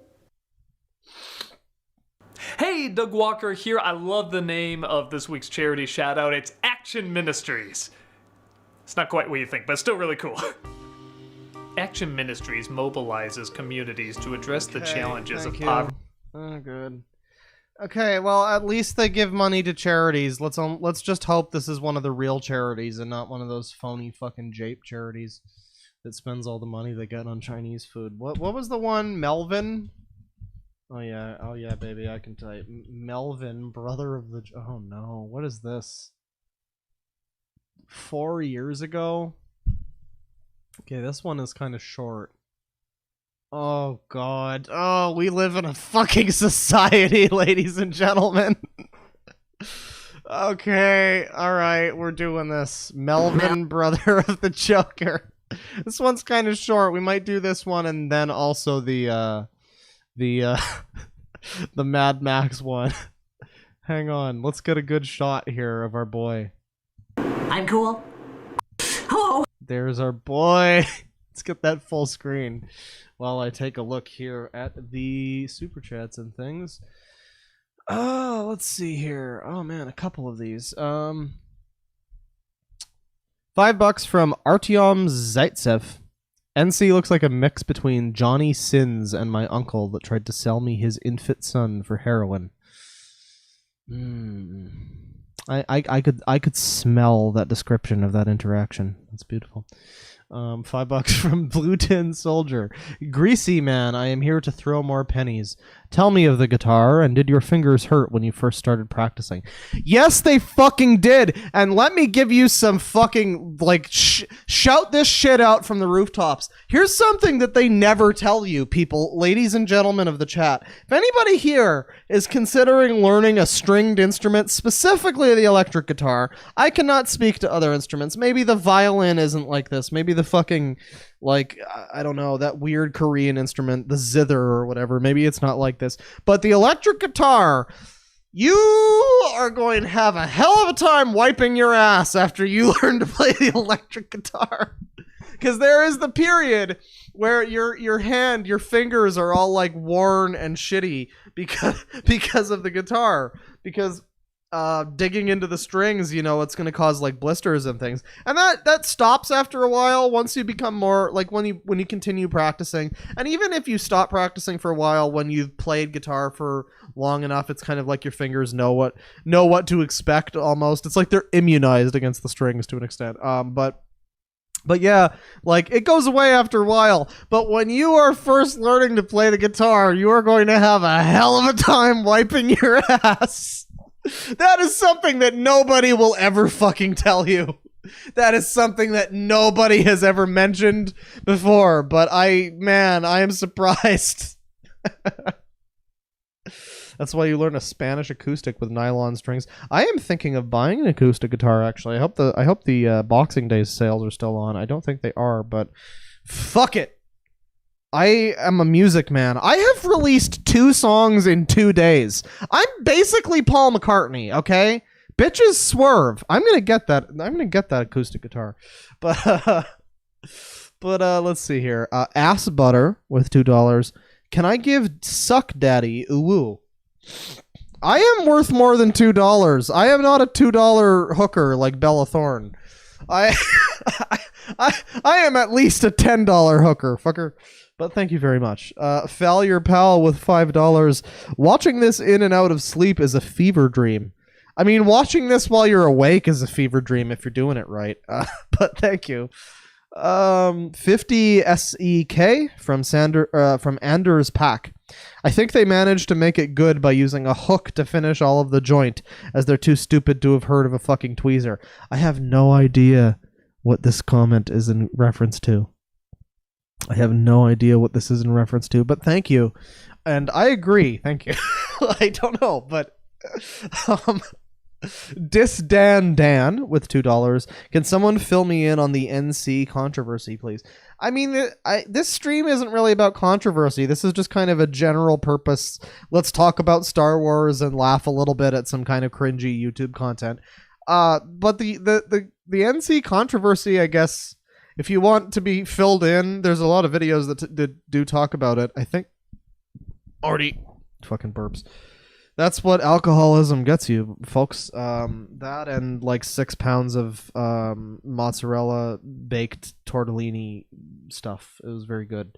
That was my lunch today. I want more of it, but I ate it all. I'm very upset about that. But yeah, the NC controversy. I think Frederick Knudsen read through the document on stream, the Channel Awesome document that exposed a lot of shit that was going on. Channel Awesome's still around, so that's interesting. I don't know. They're like this shambling. It's like I pointed this out before. Back in the day,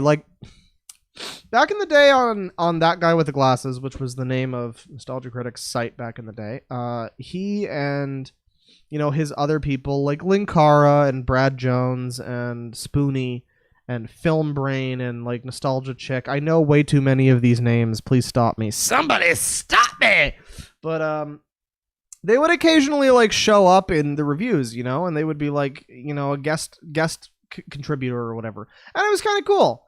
It was pretty cool. It was the same kind of vibe that you get from like when Vinny and Joel play a game together or something. It's like this cool crossover thing. It's like two DC Comics superheroes joining up. And that was kind of the vibe back in the day a little bit, especially with like the crossover movies. Everybody shits on those Nostalgia Critic movies, but like they're bad. But back in the day, like they were, if you were a fan of that was kind of hype. That was some hype shit. It might have been bad and hard to sit through, but you would at least have been interested because you were invested in the like personalities that were involved in it. And it was, it was an event thing. It was kind of cool. If you were one of the losers like me who was like aware, who knew who Lord Cat and all of these people in these videos were, it was like, yeah, this is kind of cool. You get to see them in this like stupid thing that they put together. It's kind of fun. But now Channel Awesome is such a fucking ghost. It's such a fucking fragment of what it was. It's like all of the other creators basically left the site. Because nobody wants to work with Mike Michaud and these fucking people. Nobody wants to fucking work with these people. So now the only people that are left in Channel Awesome are like Doug Walker's fucking retinues, his token black guy and his token women, and his like 3 other people that he does his skits with. It's kind of sad.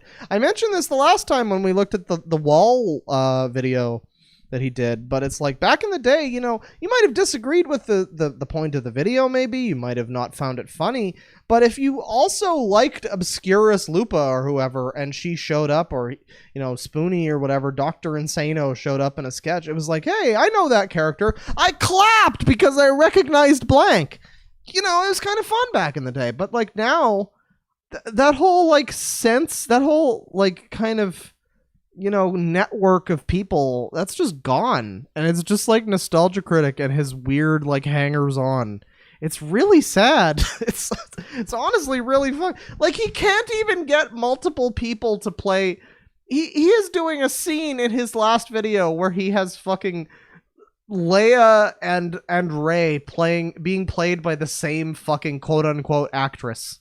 The same like lady is playing both of these characters in the same scene. And like fucking the black dude just plays every black character regardless of gender. Like the joke shouldn't be that you've got a token black guy. That shouldn't be the joke. I don't even know if that's the joke. I think it's literally just there's like not that many people who will fucking work with Doug Walker anymore. Like I mean, I say that, but then I find like thumbnails where it's like him with Chris Stuckman or whoever, people that I might actually potentially watch, and I'm like, oh god, oh no.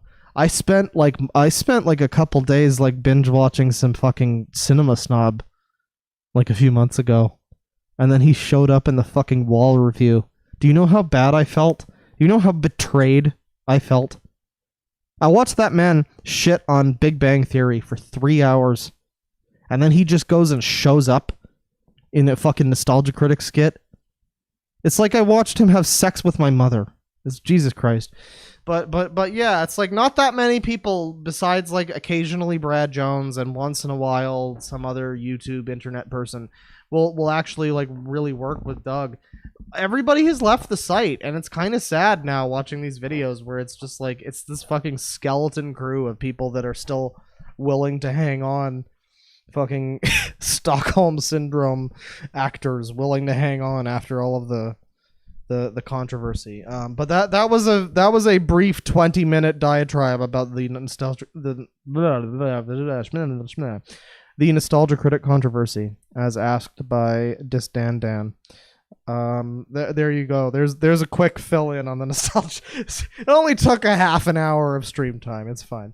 Biss Ditch with $5. I'm not drunk enough for this shit. Take a shot with me, Claw-sama, and happy current year, XO.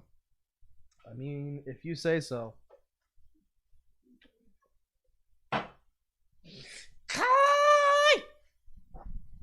Man, I gotta try some sake someday. But thank you. Dan with $2. Preach, my dude. $5 from Goof Troop. Luke, give me milkies. Yeah, that was basically Luke in that scene with the blue, smooth titty walrus blue milk that Luke just drinks straight from the fucking teat like a hobo. Like a hobo doing a cow tilting. Is that a thing? What is the name of that thing? Cow tipping. That's what it's called. Gesturehead with $2. Run over Doug in my 2003. Sorry, I have to read this correctly. Run over Doug in my 2003 Honda Civic, I must. Yeah, you know those Dougs glow in the dark. That's what I've heard. Those CIA Dougs, they glow in the dark. $5 from Connor Logan. Hope the stream wasn't too painful, you rock dork. Hope to see you on EFAP. You probably have a good time ripping this film apart with those guys. I'm not familiar with EFAP, except that I saw them do a stream, which I commented about this on Twitter, and I'll stand behind this because I thought it was a little bit funny. I'm not that familiar with them, but I know that like Mahler is involved. I think what's his name, JXE. I think he's friends with that crew. So like, I watch his videos. I think some of the people involved in that are kind of cool, and I've seen some cool people on that stream. But they did like a 13-hour stream where they shit on Jenny Nicholson talking about Joker. Like she talked about Joker for like half an hour, and she said she didn't like it that much, and they went for like 13 hours talking about Jenny Nicholson, and I'm like, dude, I really hope that there was more to that stream than just them shitting on Jenny Nicholson for 13 hours, because holy fucking shit. That is some restraining order shit. But no, I mean, I'm sure they're fun dudes. That's probably like some marathon thing. It's probably not like them all just shitting on Jenny Nicholson for 13 hours or whatever. It's probably a fun time. I'm sure they're pretty cool. $2 from Ass Butter. You are my Deadwing diaper daddy. Not on this stream, fucker. If I can avoid it, we're not gonna see any fuckers in diapers on this stream. But honestly, I wouldn't put it past Doug. Not a bully stream. Not a bully stream. Behind you with $2 in Russian, I believe. Donates in Russian. It's like well, it's $2 I assume that's Russian. It might be Romanian or something. But behind you with $2, have you checked Lasagna Cat? I'm not sure what that is, but I do know about a sexy Garfield reviewing a microwave lasagna. I don't. Shut the fuck up, phone! I will put you in the ground! Yeah, I don't know if you saw that shit, but sexy Garfield reviewing a microwave lasagna. It was very good. Very, very fun time. Very sexy. I don't know of Lasagna Cat, though. $2 from Dan. You legit have to build a callus to play guitar. Yeah. The only real way, like, that's kind of the thing. The only real way to play guitar effectively is to kind of play through the pain. It's kind of like a dedication thing that I kind of like it, honestly. I guess I'm a masochist, but I kind of like that. It's like you need to like hurt yourself. Fun fact about me, I forget what I was playing. I think it might have been some fucking 90s Metallica like an asshole. I think I might have been trying to learn The House That Jack Built, because that's a good song. Fuck you. And I think my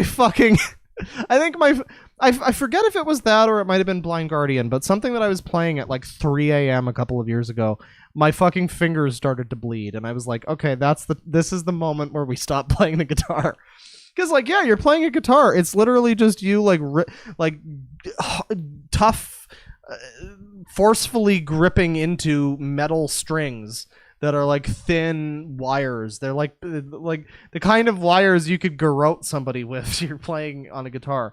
So it's yeah, it can hurt your fingers. It can rip them up pretty bad. I literally played my guitar to the point of my fingers bleeding. I've never even seen somebody do that live, so I guess I just have bitch fingers. But that's why you play the guitar, to strengthen up your fucking fingers, bitch! You're gonna just be a bitch and get calluses playing the guitar? Fuck you! I can play my guitar anytime I fucking want now. I could go for hours.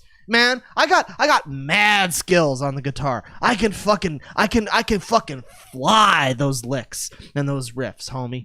And I can do that I can do that shit, and I don't have to have my fingers bleeding anymore. I don't have to feel the pain of trying to wipe your ass after playing the guitar, because my fingers are tough man fingers now. You know? This is serious business. You don't fuck with fingers like this. I don't even know what I'm saying anymore. $2 from Bis Ditch. DeadwingDork is my favorite. What a great final super chat to read as we return to the scheduled content. Now, people told... Oh, hang on. Before we return to the scheduled content, I have to go real quick grab my bottle of Maker's Mark, because apparently I am actually not drunk enough. So I will be right immediately back, and we will get into whatever the fuck Melvin, brother of Joker, is, which a lot of people were recommending to me, and if you didn't see before, has a pretty spicy like to dislike ratio. It's pretty good. So we're gonna get into that. That's gonna be pretty exciting. But shut up, you fucking hack fraud. I mean, not a bully stream. Hang on, let me just go grab my other booze. What about second booze? We had first booze, but what about second booze? Hang on.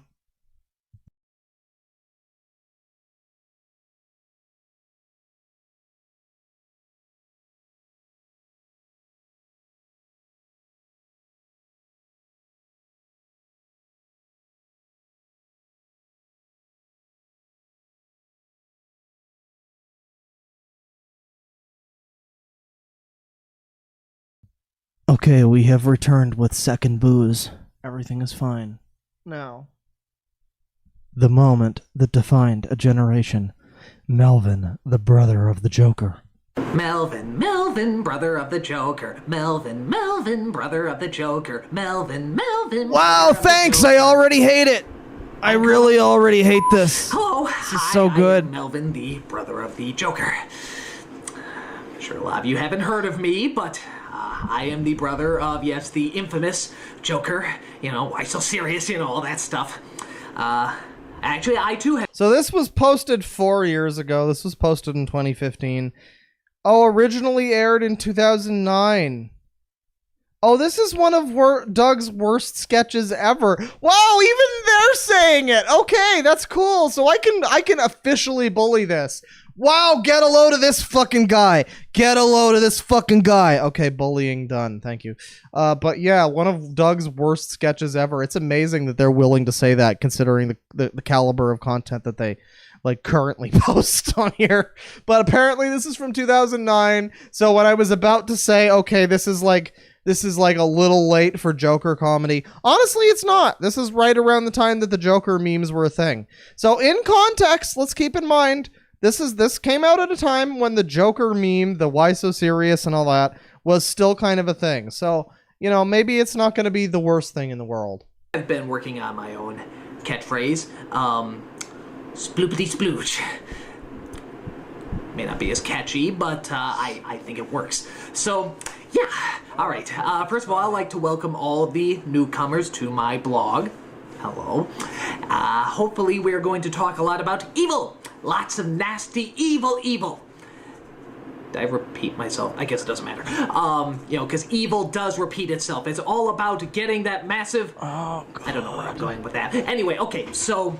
you know what's amazing is, like, okay, so this was released in 2009, right? And, like, we're all, like... Everybody kind of agrees that 2009 YouTube and 2009 memes and internet in general kind of don't, like... They kind of don't hold up that well in the current landscape. They're kind of awful. They're kind of like really cringy and bad. But like the thing that defines that is that, you know, when most of the terrible cringy content in 2009 happened, or 2008 or 2010 or whatever, years and years ago, when most of the cringy content that we're thinking about was made, it was being made by idiots who were fucking 12, who are now perfectly legitimate members of society. So it's just interesting watching a fully grown-ass man sitting here in like makeup and the green hair and everything. He's going the full 9 yards. And he... and he's doing this. He's putting himself out. It's just amazing to see a full, like, grown adult like make this and think it's fine and just put it on the internet. And it's like you would expect somebody now to look back on something like this and go, oh, that was a mistake. Haha. I was 12 back then. I was such an idiot 12-year-old. Ha ha ha. Now I'm, you know, older and I recognize what a Dumbo I was. But back then, no, this was just Doug. This was just full-grown adult Doug thinking that this was, like, fine. And I mean, yeah, they do say that this is one of his worst sketches ever. I guess that's fair. But I don't know. Like, you still posted it, you know? You still thought this was fine at some point in time. I don't know. Today's secret subject, or not secret, I mean, this is all secret, don't tell anybody, but, you know, today's big subject is ray guns. Now, the thing about ray guns is that they are very, very expensive, as I found out. So what you're gonna want to do, if you want to get a ray gun... Alright, bitches, I have not had Maker's Mark in, like, months. You can get. There's, And the last time I had it with fucking ice and probably Coke too, like an absolute bitch. Fuck that. Warm straight from the bottle. That's how true alcoholics do it. There's a laser. There's solar. There's what is happening? What is happening? What's that? Fire bullets? I guess that'd just be a gun. There's oh my real busy right now. There's is that supposed to be his, like, mom or something? That shoot raisins. I haven't seen that as much. Oh, shut up. But they do exist. I saw it on Holy eBay. shit. What? Can we just, like, acknowledge that Doug Walker's main thing when he tries to be funny is to just be annoying? That's, like, his main thing. That's his ace in the hole. That's his trick up his sleeve, is to just be annoying. I mentioned this before in the last time that I shit on Nostalgia Critic. I mentioned that, like, I remember the video. I don't remember what video it was, but I remember the video that I stopped watching Nostalgia Critic, and I was like, boy, everybody in the comments keeps saying that he's, like, not that funny. I don't get it, guys. I just don't get it. I'm such a fan of this Nostalgia Critic guy. And then I watched this video, and I forget which one it was. It might have been, it was like this I think it was like this kids movie from, like, the 80s or something. Oh, God, I don't remember what it was called. But yeah, I remember he did this video where he just... Something happened and it was supposed to be funny and he just screamed for like 30 seconds straight. He literally just, the camera turned to him and he just started fucking screaming for like 30 seconds. And it was at that point when I said, okay, maybe this guy's not that funny. Maybe this isn't that funny. And now we're like, again, this is 2009. It's hard to say that this represents modern Nostalgia Critic. But I feel like we just saw his most recent video. And honestly, a big part of it is still just, like, annoying you to be funny. A big part of his comedy is still just trying to be annoying to be funny. Which I feel is somewhat counterproductive. I don't know. Call me crazy. But Melvin! Let's get back to it. Thirsty, make me some hot chocolate. No, I'm busy!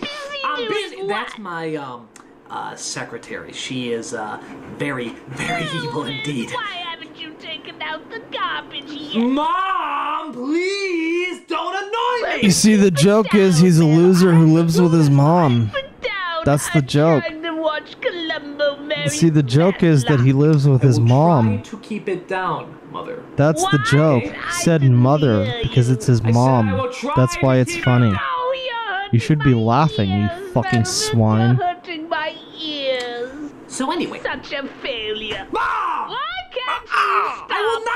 I need to do this, Mom. I have people watching. Wait, I had some hot chocolate the whole time. Was I? Isn't that funny? Ray guns. Yes, ray guns. Now I Joker have someone who is actually 2019. working. Yeah, this is basically the as Joker we speak. movie. And no, it is not my mother. I should probably address that. I do, in fact, live with my mother. I'm not ashamed to say that. I just take a little longer to get going, as opposed to other people. I see no shame in it. I like the guy trying to spell Melvin one letter at a time in the chat. That's good. You take that meme and reappropriate it into something that won't get you probably banned by my mods. You do that. You go that extra mile. Strive for greatness, hero. You can do it. Wow, man, they tell you not to drink, but honestly, like this, let's be honest, this is making the stream more fun. Come on. This is Even though she constantly does. So, basically, when I okay, I just slipped her about 50 Vicodin, so I think we're good. Now, one of the things... Why God, she's like an ox. Okay, I just slipped a whole packet of NyQuil into her milk. She's gonna take a little nap now. So, yeah, ray guns. I see a lot of villains using them, but, let's be honest, people. You don't... Wow, that Maker's Mark hits hard, holy shit. Need them. What is it that a laser gun can do that a normal gun can't do? Wow, he's out. Destroy cities, sure, but if you get a gun that's... How does that have... Hang on. How does this have the... Oh, it's 45% alcohol. That makes sense. I can really taste that 5%. Damn. Big enough. By the way, the stream is not meant for anybody under the age of...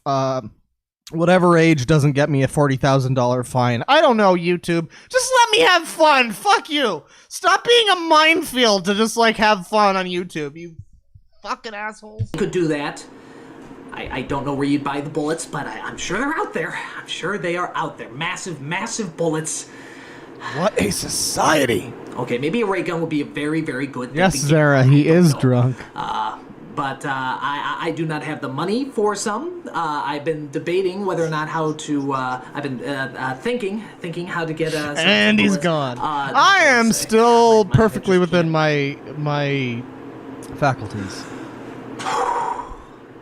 I would say between me and this fucker in the green hair and makeup, pretending his mom is yelling at him.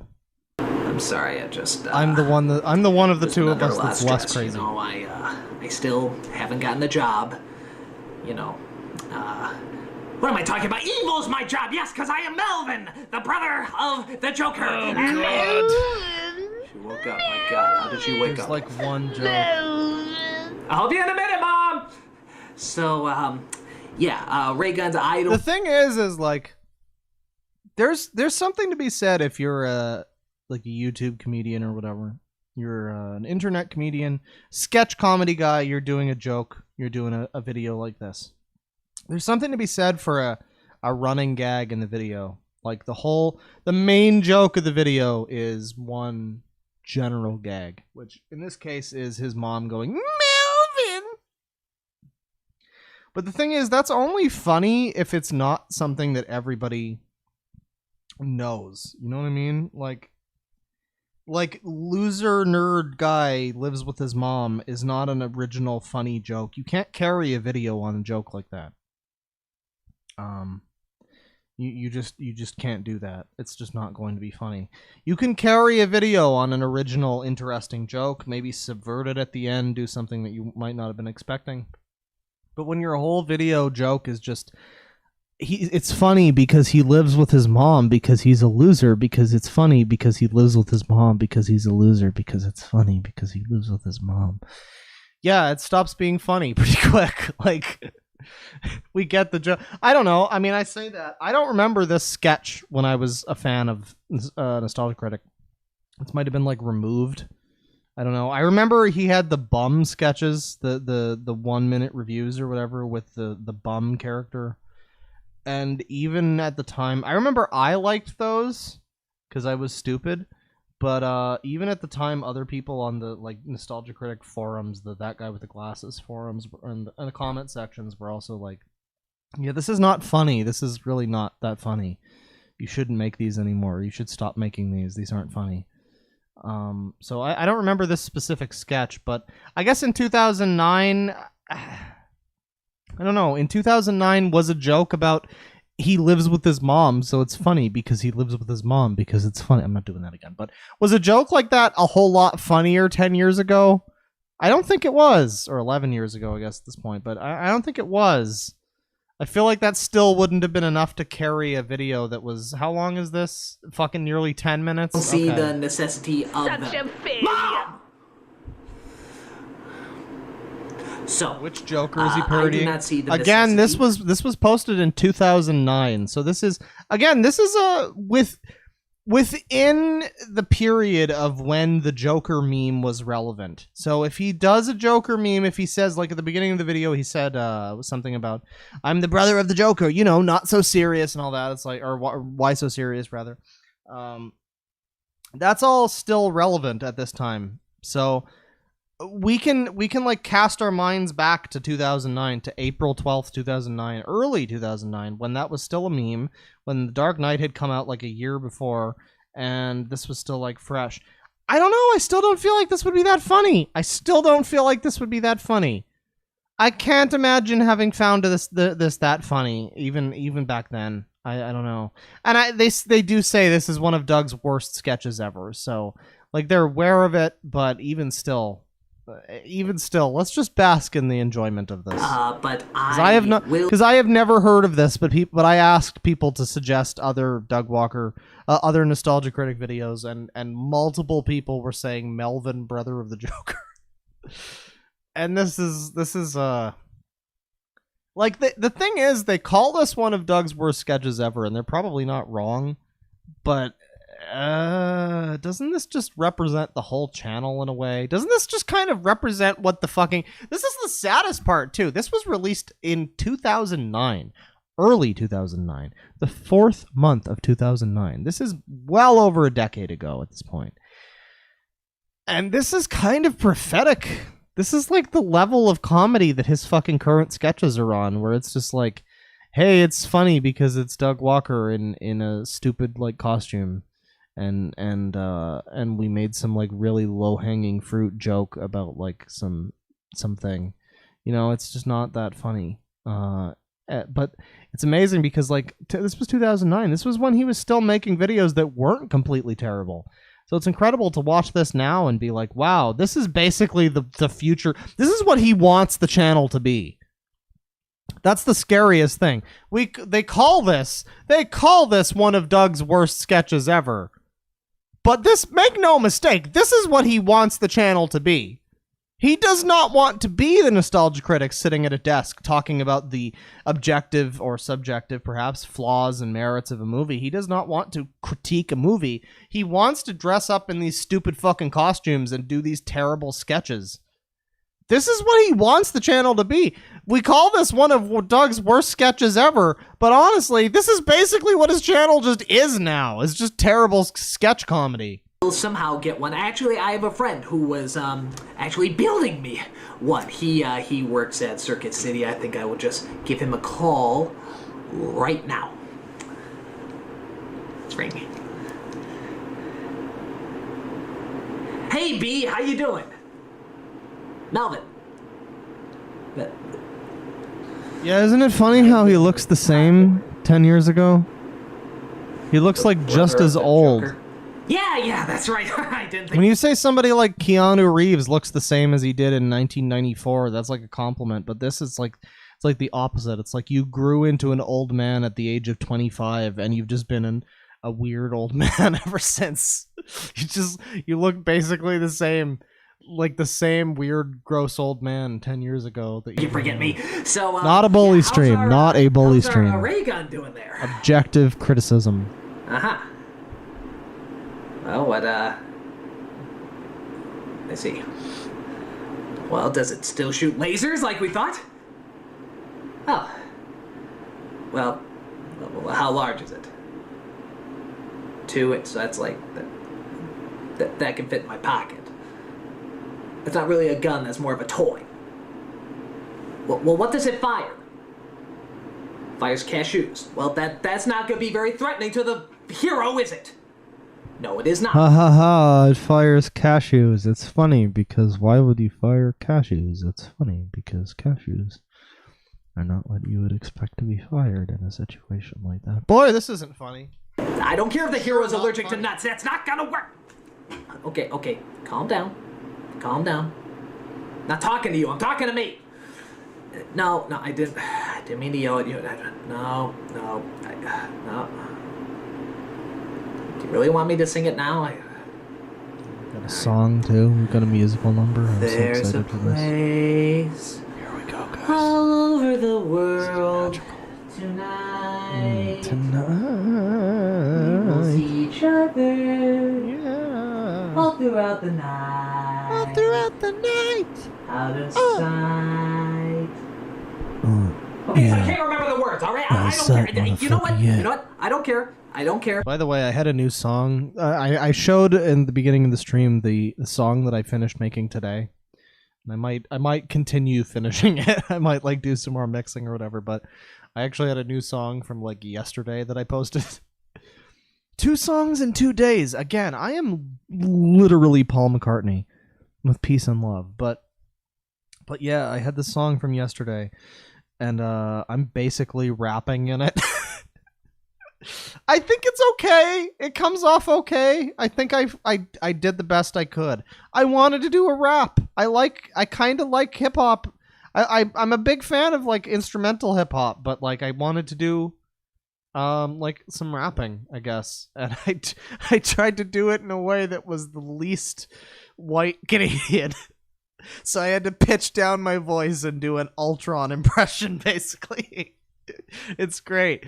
You can, if you listen closely, you can really hear the phlegm in the back of my throat. Oh yeah. It's not I feel like some people would probably hate it. Well, I feel like especially one person might fucking hate it. But, I'm evil and I'm going to destroy you. With or without your cashew. Horizons Goodbye. for me.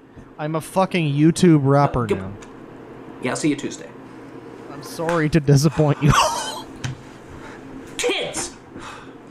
So yeah, I'm realizing this wasn't a very good beginning blog. Yeah, this is just amazing. Like, I'm watching this, you know, and I'm seeing this guy in this stupid fucking costume, and he's doing this stupid fucking this terrible like sketch. And again, not trying to bully you, but like you say it yourself, Channel Awesome. This is one of Doug's worst sketches ever.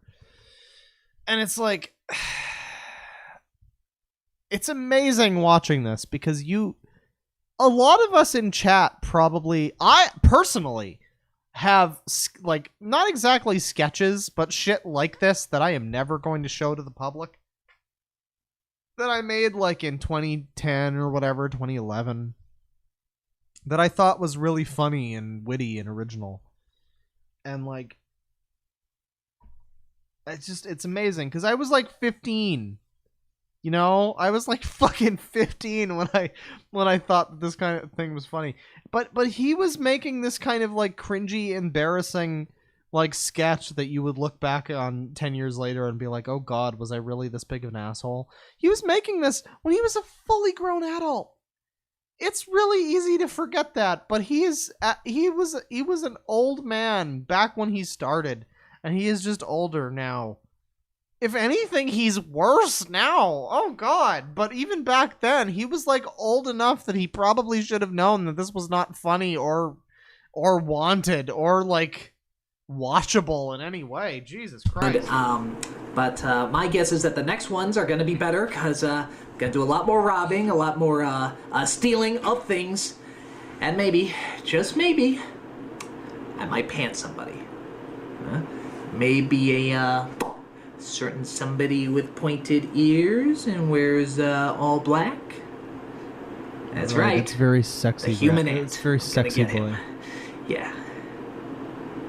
Okay, human ant. He's not as big as someone like Batman or Superman, but he is still a very impressive superhero. I mean, I don't think it matters that he lives right next door to me. I think that's still very, I still prefer kids watching this guy to someone like J Station, says a chat member, which is somehow still considered okay for kids. Yeah, I guess. The thing with Doug Walker, though, is I don't think he thinks that he's making videos for kids. I think he thinks that this is like... I don't know if it's art, but like I think he thinks higher of it than we probably do, you know? Like it's one thing to be like, "Oh, this is fine for children," but I don't think he's targeting children. I don't think that's the point of his videos. I think they're for adults. Which is just terrifying, but yeah.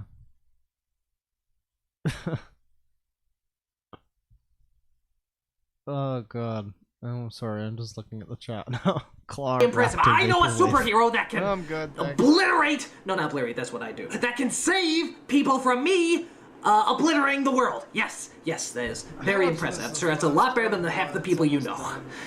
So, just to reiterate, ray guns, waste of time. The human ant is my arch nemesis. God, I can't talk today. I think that's it. This will be the first of many evilness that will be coming. So, again, this is Melvin, brother of the Joker, signing off, and Mom! Come kiss me good. Man, this poor fucking guy is just sitting in this sad little bedroom, like, dressed up in this stupid fucking costume. It's like jerking himself off on camera. It's like, this is just the saddest thing. Oh man, F's in chat, everybody. But yeah, that was Melvin, brother of the Joker. I think we're going to watch one more because even though we've been going for like 3 hours or some shit at this point, I still have a full bottle of Maker's Mark. And you know what? To go back to the super chats, $2 from Gabe. Claw is nowhere near full drunk yet. Be careful. You're fucking right. This is 45% scotch. Anything could happen. I could start pissing myself right now. Wow, these are bold frontiers, ladies and gentlemen. So we're going to get through one more video. $5 from Stale Meme Productions. My dad used to remove car windows with guitar strings. I'm not sure the logistics of that, but that sounds pretty cool and interesting. $1 from Ass Butter. $2.99 from Ben Crabtree. What in the name of God did I walk into, comma, hell? Question mark. I like the formatting of that sentence. It's like, what in the name of God did I walk into, and also, hell? Question mark. It's very good. I'm not sure, but it was something terrible. $2 from Basan Kappa. What a society. $2 from Sean Turner. Fuck you. $2 from Sean Turner. Critics rise up. We live in a society. Ben Crabtree with $5. Wing, this video plus alcohol could lead to cardiac arrest. Please, I beg of you. Bitch, it's World War III. You think I care about my own fucking physical well-being, motherfucker? Thank you, though. Thank you for your looking out for me, because I'm certainly not doing that for myself. $2 Russian from Behind You. Don't look behind you. Gotcha Life Deep Dive when? I have considered that recently. I was not aware of that, because when I heard gotcha, I think of gotcha games, you know, like the 1,000 or so Final Fantasy gotcha games made by Square Enix and all those other gotcha games. I think of those. But apparently Gacha Life is like its own whole entire other crazy fucking shit. So we might look into that at some point. That's definitely a possibility. Apparently there's like drama in the Gacha Life community also, so that's interesting. But yeah, let's see here. $5 from Basan Kappa. For the sake of Christ on toast, make it stop. Put me back. I'm not done. I'm not done. Yeah, well, don't worry. The last one has stopped. It's fine. $2 from Bis Ditch. Another shot. Hey, I can't say no to the super chats. Hey, what do you know? Hey. Oh God. Okay. We did it. $5 from Dis Dan Dan. While you're reading super chats, I'm gonna say good night. Got to be up in the early in the morning. Good night, Deadwing and chat. Love y'all. Well, good night, sir. I hope you've had a fun stream. This has been pretty enjoyable so far for myself, due in no small part to Kentucky's finest. I think the other one's from Tennessee, so this is like a battle of the states. Very exciting. $5 from Blue Tin Soldier. The grease it seethes, for Doug we grieve, for terrible is the comedy his acoustic mind weaves. That is beautiful. Thank you for that. Thank you very much for sharing that with us. I appreciate that. Okay, so we're going to look into one more video here, and I think the chat has spoken. It's going to be Mad Max, which is apparently one of his worst videos. I've heard some things about this one. This is another 27-minute long one. I'm going to probably not stop so often with like long diatribes, because I have not seen Mad Max Fury Road and I have no opinions about the series or the characters or anything. So if you were upset before that, send out the notifications to your friends. The stream has started again. I know everybody probably left. I haven't actually checked the viewers, but I know everybody probably left after I started just talking about Star Wars. But I promise we're just shitting on Doug Walker now. But it's not a bully stream. I promise, YouTube. I promise it's not a bully stream. It's a fair use critique stream. But yeah, we're going to be looking at Mad Max Fury Road here, which again I've heard is one of his worst Nostalgia Critic videos. 51,000 likes, 7,000 dislikes. So keep in mind that ratio. Keep in mind 51,000 to 51,000 to 7,000 dislikes. Keep that in mind as we're watching this, and ask yourself in your heart of hearts if you feel the dislike.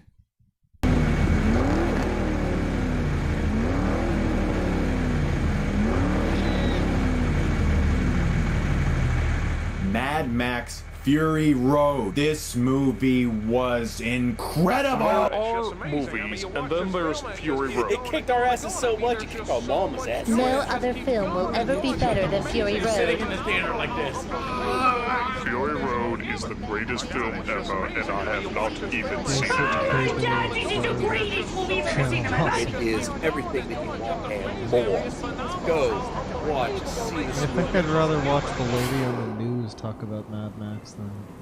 My name is Critic, and my world is Mad Max. As the internet went more batshit crazy for Fury Road, it was hard to tell who was more batshit crazy.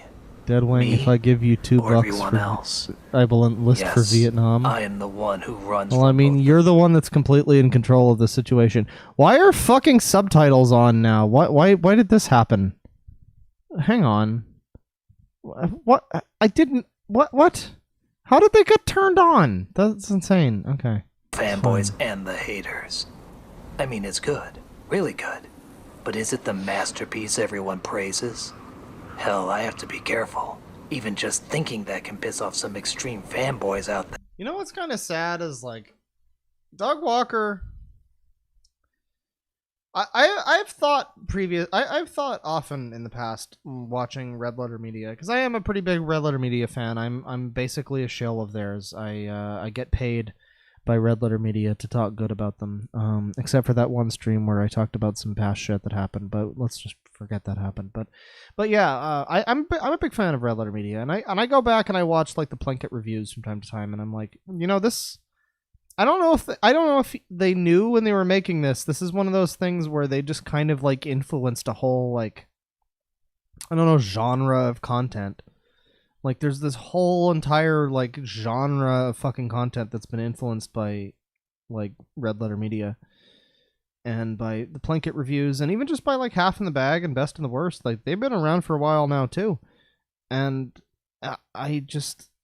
It's amazing sometimes when I watch this and I see Doug Walker, and I know that he thinks so highly of himself. He's so full of himself from all we know of him that it's just kind of amazing. He probably thinks that he's had the effect on like internet review content or whatever that like Red Letter Media actually has, or like that like AVGN actually has.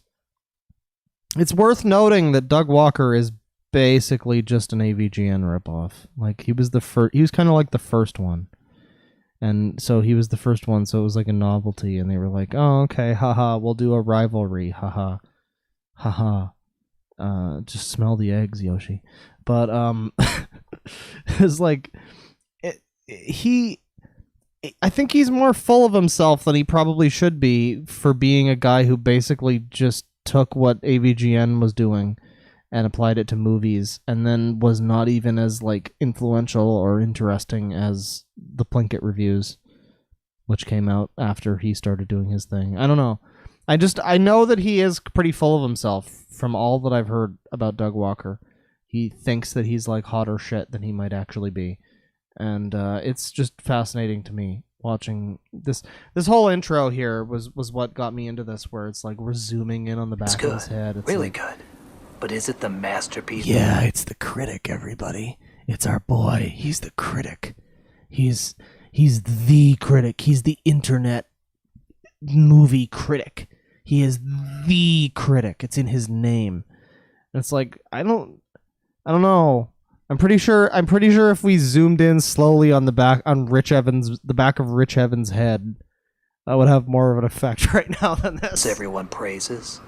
Hell, I have to be careful. Even just thinking that can piss off some extreme fanboys out there.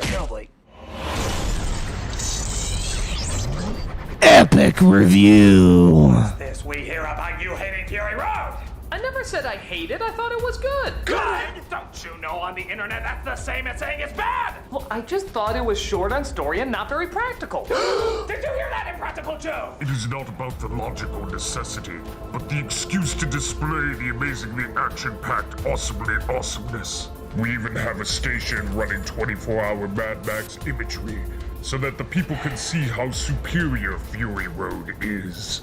Honestly, I always thought Thunderdome was the best one. Mediocre! Destroy him, my fanboys! Destroy I don't think anybody likes Thunderdome. It's an incorrect opinion. Pitch Perfect 2 beats Mad Max. Box office, many are not surprised. Adam Kendrick is so overrated. Stop him! Nobody likes Thunderdome the best in my cave house thingy. You can't beat the Fury Road, Raggedy Man. Even Monster Block! This is just a whole bunch of shit that's just not in the movie. Like, I don't know. I can't imagine myself as an adult person who watches movie reviews. Even like 2015.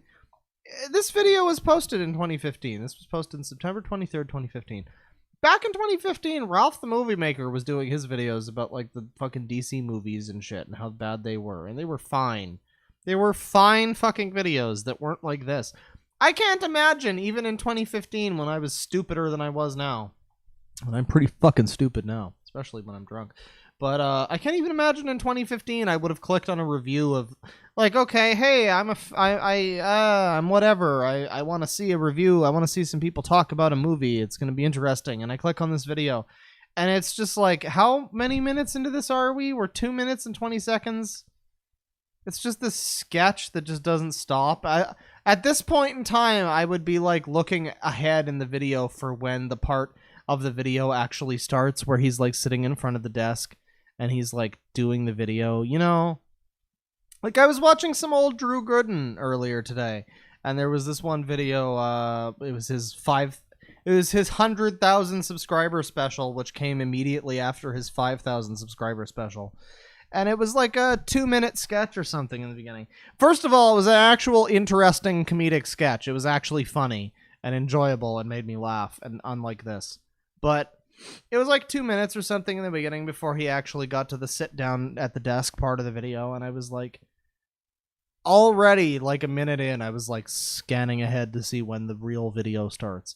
That's what would happen with me. Even in 2015, I would have clicked on this, I would have been like, oh, what's this? And I would have scanned through it, and I would have been like, when does the video start? Oh, it never starts. Oh, it's just this stupid fucking sketch till the end of the video. Oh, okay. Click off the video. I don't know where the fucking people are that are watching this video and, like, enjoying it. I just don't understand. I think it's bad. Fury Road better! Thunderdome win! Fury Road better! Thunderdome win!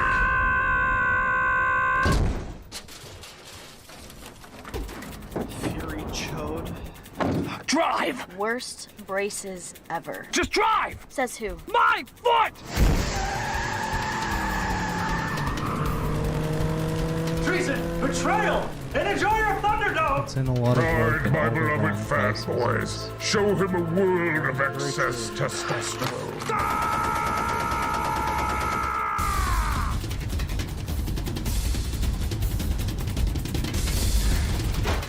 Watch it! You watch it! You're with me! Here, apply your never fully explained silver chrome.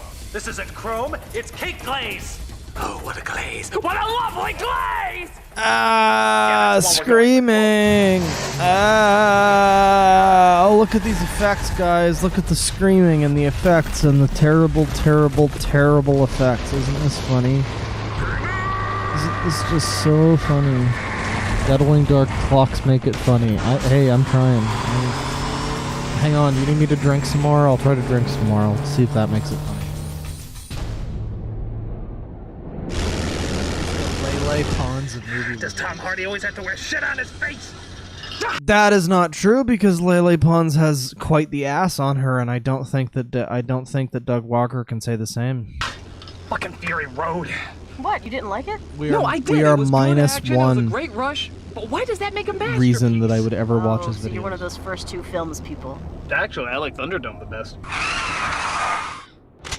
Did Tina Turner's popularity drop recently? Sorry, but no one likes Thunderdome the best. What is with everybody's hatred of Thunderdome? We'll just sit here until you take it back. What's your name? Curiosa. Curiosa? Aren't you curious how I can like Thunderdome more than the other films? Even Fury Road? Just keep driving and I'll explain. Well... Mad Max never hit #1 at the box office. Many were surprised by this, but...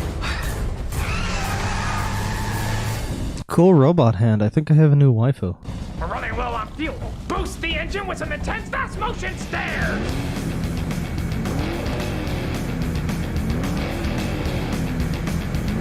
Oh my god. This is what he thinks is funny. This is what he thinks is funny. This is his joke.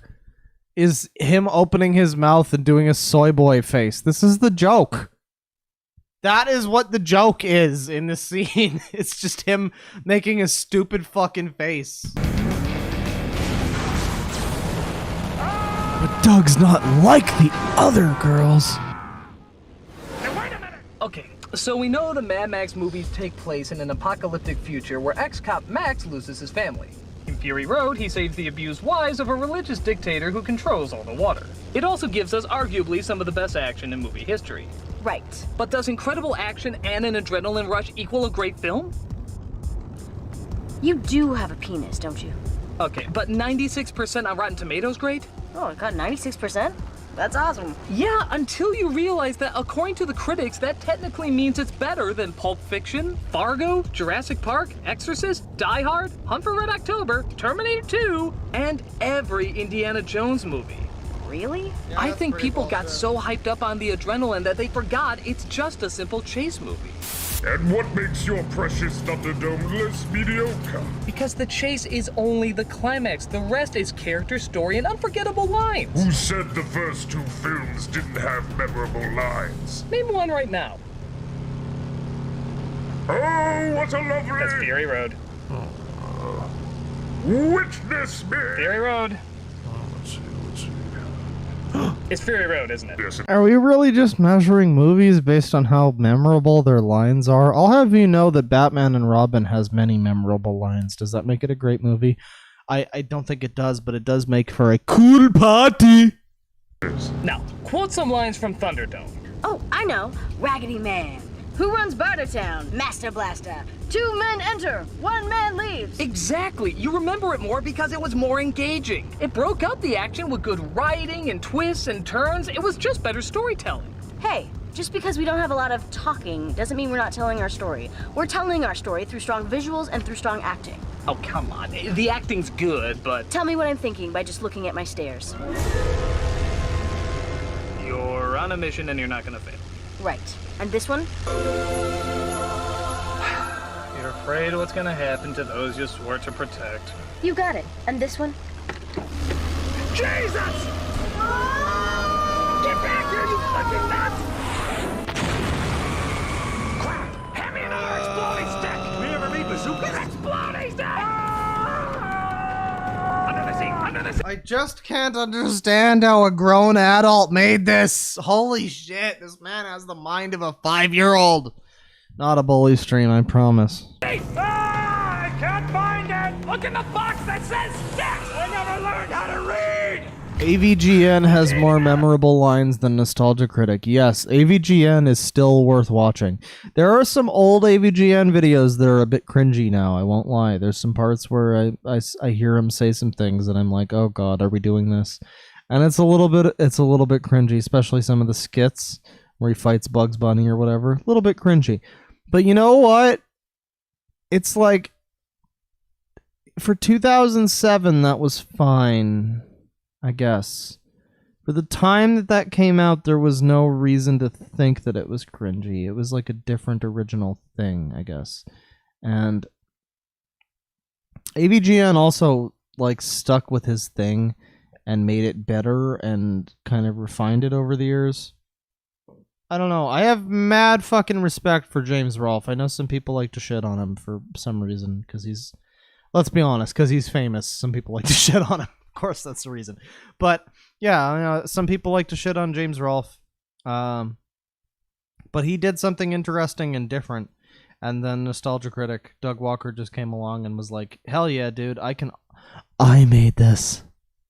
And then he stopped even making what like he was making. I guess to his credit, he's no longer a ripoff of AVGN. He's now his own thing. It's just unfortunate that his own thing is incredibly fucking bad. No, I was doing remorse. No, I mean they're gaming on us!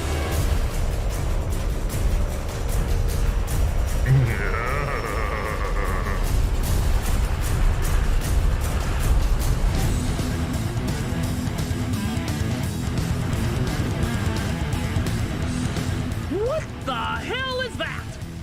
Oh, that's weird-ass guitar guy. No, I mean, who is he? Where does he come from? Why does he have a blindfold on? I don't know. And because he has so much testosterone that his eyes shoot shark-shaped explosions. Okay, that's exactly what I'm talking about. As fucking awesome as that is, nothing about it is explained. Who are the people on the stilts in the swamp? What is the basis behind this crazy cult religion? Who are the people he hallucinates about? His family? People he let die? Or are they just hallucinations? None of this is ever talked about. It doesn't need to be talked about. Here. Yeah, I'm gonna go... I have not seen Fury Road, but I'm gonna assume it doesn't really need to be said. Like, not everything needs to be explained. There's a lot of... There are a lot of examples of this where sometimes over-explanation of a thing can just ruin the magic of it.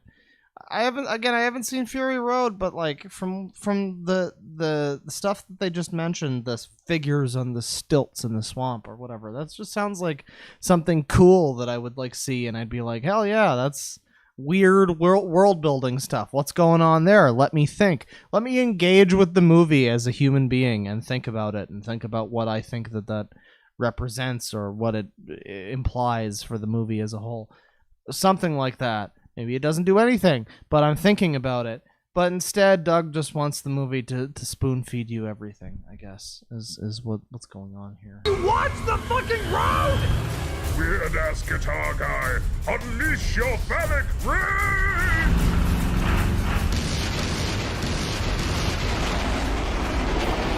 Are those dinosaur missiles?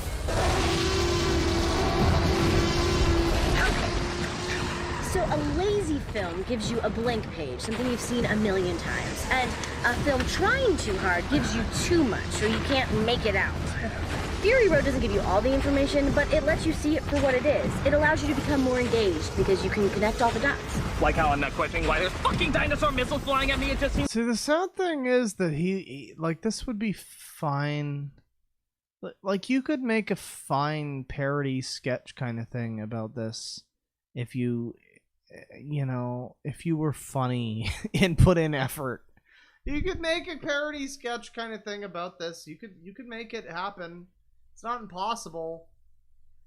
It's just, this is so oppressively unfunny that, like, he hasn't fucking, like the style of comedy is basically the same as it was in that quote-unquote worst sketch ever from 2009. One of Doug's worst sketches, they say.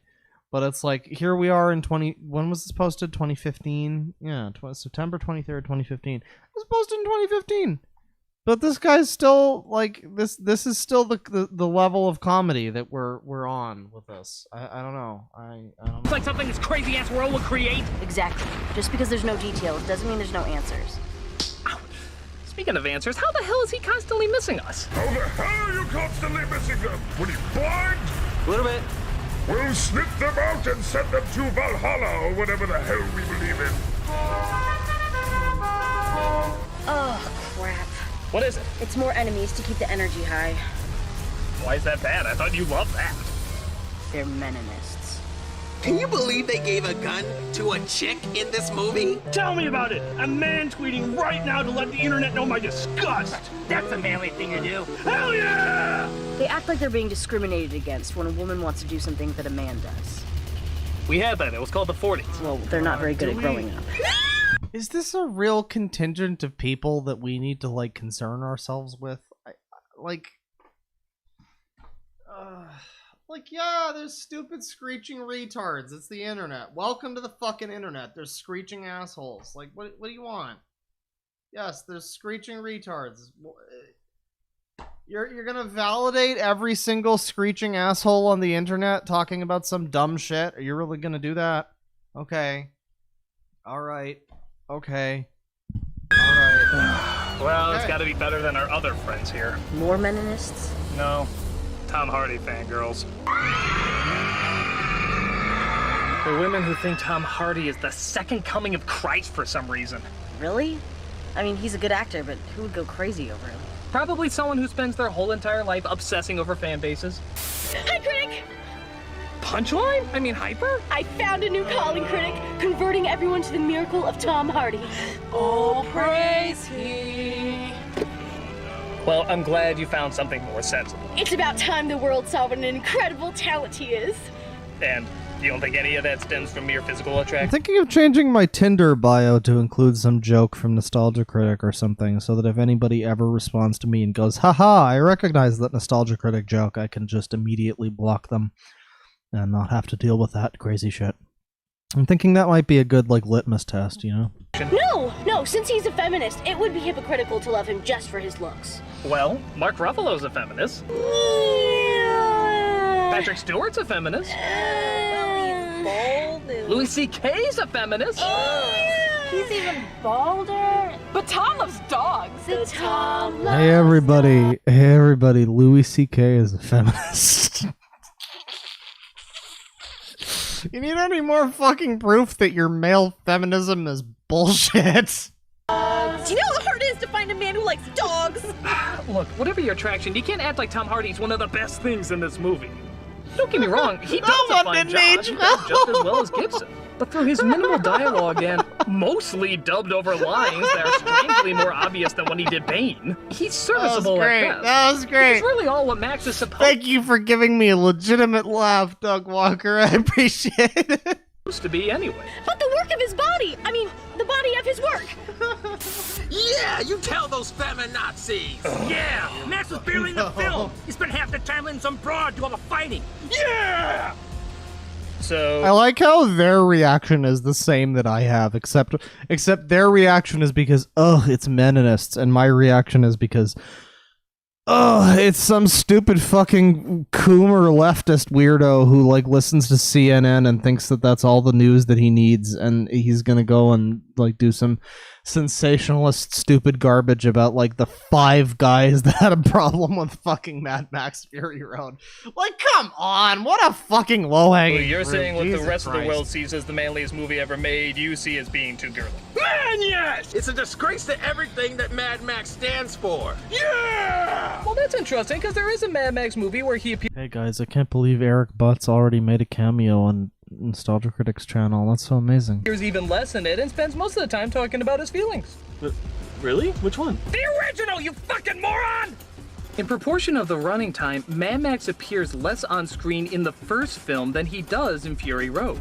He doesn't even do anything that violent until the final third. On top of that, much like every George Miller film, the least interesting character is always the main character. It's the environment that always takes center stage. Max is merely the observer. It's like saying you wanted more Alice in Alice in Wonderland. It's just not how it works. Yeah, but he's working with a woman. And even taking orders from her. And Max never does that. Oh, you mean like in Thunderdome when he specifically goes to a woman saying, I'm looking for a— This just feels like such a fucking, such a fucking, what is the term? Straw man? This just feels like such a fucking straw man. It's like we're going to attack some fictionalized group of, like, angry dudes who have a problem with this movie, I guess. Like, was that a thing? I don't remember that being a thing. I was like a lot fucking harder right wing back in 2015 when this movie came out than I am now, motherfuckers. And I don't remember that being a thing. I don't remember there being a strong contingent of men who fucking hated Mad Max Fury Road. I don't remember that being a thing. It kind of feels like they just ran out of shit to talk about in this fucking video, so they were like, fuck it, let's just throw in 20 minutes of easy, like, you know, angry men stereotypes. It's so easy. It's just so basic. It's the same thing as the fucking mom, I live at home, haha, it's funny because I'm a weird loser who lives at home, haha. It's the same thing as that. It's just such a fucking old, like, joke that nobody cares. Nobody's laughing anymore. Everybody has heard the joke, haha, male meninists, whatever, who hate women and they want their movies to not have women, whatever. Such a fucking old joke. It's not funny anymore. It's just such a played out, like, ugh. Job, please give me orders. You actually liked Thunderdome? This is like half of this Imagine for a fucking minute video, that Tony Stark's too. character wasn't a woman. No! You're way too close-minded for that. Well, let's pretend that you pretended. Max used to have friends in the police force before he went rogue, so the idea of him being able to work with someone again is actually kind of uplifting for Max's character. He spends so much of the other movies just doing everything alone that to finally find someone to work by his side, you could argue gives a link back to his humanity. Actually brought something to the character that's relatively new.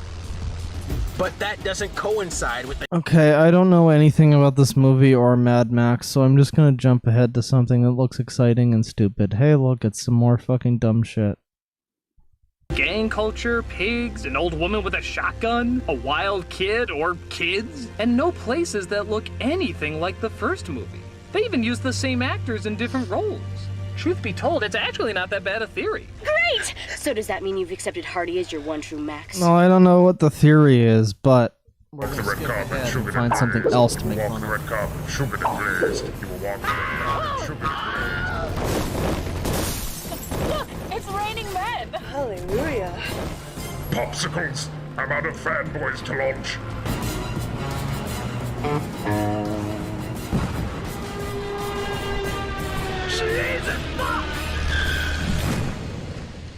I'm not okay. Wonder if the Meninists are having this much fun. And how dare George Miller have all Oh the my male god, we're still fucking doing this. This is so dumb. penguins and happy feet stay with the kids. Yeah, well, all the Back to women- the fucking like low-hanging fruit male angry boys. Penguin did all the hunting. Because that's what penguins do! Well, they should change that. Women ruin everything, like in Mad Max. So, is this all you guys do? You just sit around? Such a fucking straw man. Like when you go to the level that he's gone to in this video where your characters are literally just going, women ruin everything, like Mad Max. It's like, it's just not funny anymore. It's not realistic. It's not like, okay, there were probably some people when Mad Max Fury Road came out. There's probably still some people now. There were probably some people who said that, oh, this movie shouldn't have been about these women, blah, blah, blah. It should have been more about Max, blah, blah, blah. There were probably these people. But it is such a tiny, tiny, small contingent of fucking people that it's like, why do we care? Why are we making half of our fucking 30-minute video about Mad Max Fury Road talking about some like dudes on like Twitter? Who cares? Most of them are probably not even real people. Most of them are probably just trolling because it's funny to be an angry man on the internet. Like, most of them aren't even real people. And you know, that's another thing. Like, most of this fucking hate that's supposedly like they're talking about in this video, or like the news will talk about, whatever, all this like, oh, these angry men who hate women. How many of them do you think are serious? Like, even over, not even talking about like trolling, but just like joking. Just like a guy who's like, hey, haha, not even a guy, a woman. There's no reason it couldn't be a woman. Some random fucking person comes along and goes like, haha, this movie is gay and stupid because it's got a lady in it. Haha, upvote this if you voted for Trump or whatever. Like, it's just a joke. It's a meme at this point. It's not even like real people. We're not even like making fun of real people. We're just making fun of like a fucking meme, and it's so dumb. Complain how you hate hot women. You want to see Such fucking low-hanging fruit. It's like, how can we fucking get this video to nearly half an hour long? This video would have been like 15 minutes maybe if they didn't include all this stupid shit with the Meninists, which is a totally real group, by the way, that totally exists. Are you guys gay? I mean, it's fine if you are, but you clearly got some anger issues you need to address. We're not anti-gay. No. We're very fair in our hatred. Yeah, it's just women we hate. Yeah! We've had hundreds of years of advantage, and we're not giving it up now. Yeah! Now let's go watch Pain and Gain. That's a straight movie. Ooh, I do a commentary on that. Extend the mechanical claws. It's such a fucking... Not only is it a low-hanging fruit, but it's like... It's a low-hanging fruit that unfortunately so many people are going to look at and go like, haha, yeah, you tell them, Doug. You tell those stupid straight white males where their place is, or whatever. It's like, you tell them. No.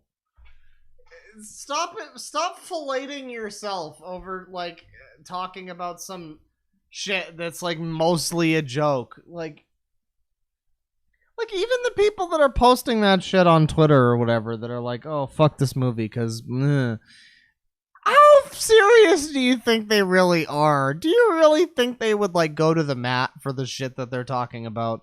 Do you really think that 90% of shit posters on Twitter and YouTube comments who are like bitching, like the people who were unironically bitching about like Ghostbusters reboot because it had women in it? There were some of those. There were a few of those. There were a few very dumb people who were like, "Oh, there's women. I don't like that." How many people, first of all, that are like that, do you think are both real and also serious enough about their crazy dumb bullshit to like do anything ever about it? They're not. They're not. So dedicating like half of your fucking video. Wow, I'm just burping like crazy. This is the power of Maker's Mark, ladies and gentlemen. Dedicating like half of your fucking video to this dumb shit is not, it's not helping. It's not like combating a group that is like a real group that exists in full force. There's not a huge strong contingent of men that are like angry about Mad Max Fury Road. That's not a big thing. There's not like a lot. You're not being transgressive by saying fuck you to those people, Doug. Like, that's just dumb. That's just dumb. I don't know. I guess all I'm really saying is just that, like, it's a low-hanging fruit, but it's also for these, like, good boy points. I was gonna say pity points, but it's not pity points. It's good boy points. It's like, yeah, everybody, I'm a good boy. I talked about the racist, sexist, misogynist men who hated that movie because it had women in it. Because they're evil men who hated that movie. It's such fucking low-hanging fruit. But more than being low-hanging fruit, it's such fucking low-hanging fellation fruit. Self-fucking auto-fellatio fruit that you fucking suckle on when you want to continue that sentence. I don't know. The point is, it's a really easy fucking cow to, like, milk. If you want to meme on them, it's like they're not real people. They're just fucking trolls on the internet. Jesus Christ. The grabbiness. Anyways, we're gonna jump ahead a little more. Let's find something else that looks exciting. Oh, whatever this is looks exciting. We got fucking a Wile E. Roadrunner Coyote. cartoon? What are you talking about? The Roadrunner cartoons have lasted for years, with little to no dialogue, quickly identifiable characters, and nothing but chases. People see it as classic because it's so minimal and yet so interesting. It says so much with just a few clever choices. Fury Road is the same way. Just because it's all one big chase doesn't mean that it isn't smart, and it doesn't mean that it's not a game changer. As much as I love Thunderdome, there are a few scenes that are kind of boring and I can skip. But with Fury Road, I can't imagine skipping any of it. It's all amazing to witness. From the music to the action to cutting out anything that's simply not needed, it gets right. I think I need to watch Fury Road. This sounds like a cool movie. I've not seen this fucking movie. But like, yeah, this almost sounds cool. To what people want to see and keeps them there throughout the entire flick. This I movie can has now hardly been think of ruined any for other me film by that Doug did Walker. that throughout the entire thing. You were right. You've always been right. Fury Road is the better flick. Hey, Impractical Joe! I don't think he wants to listen. Hang on.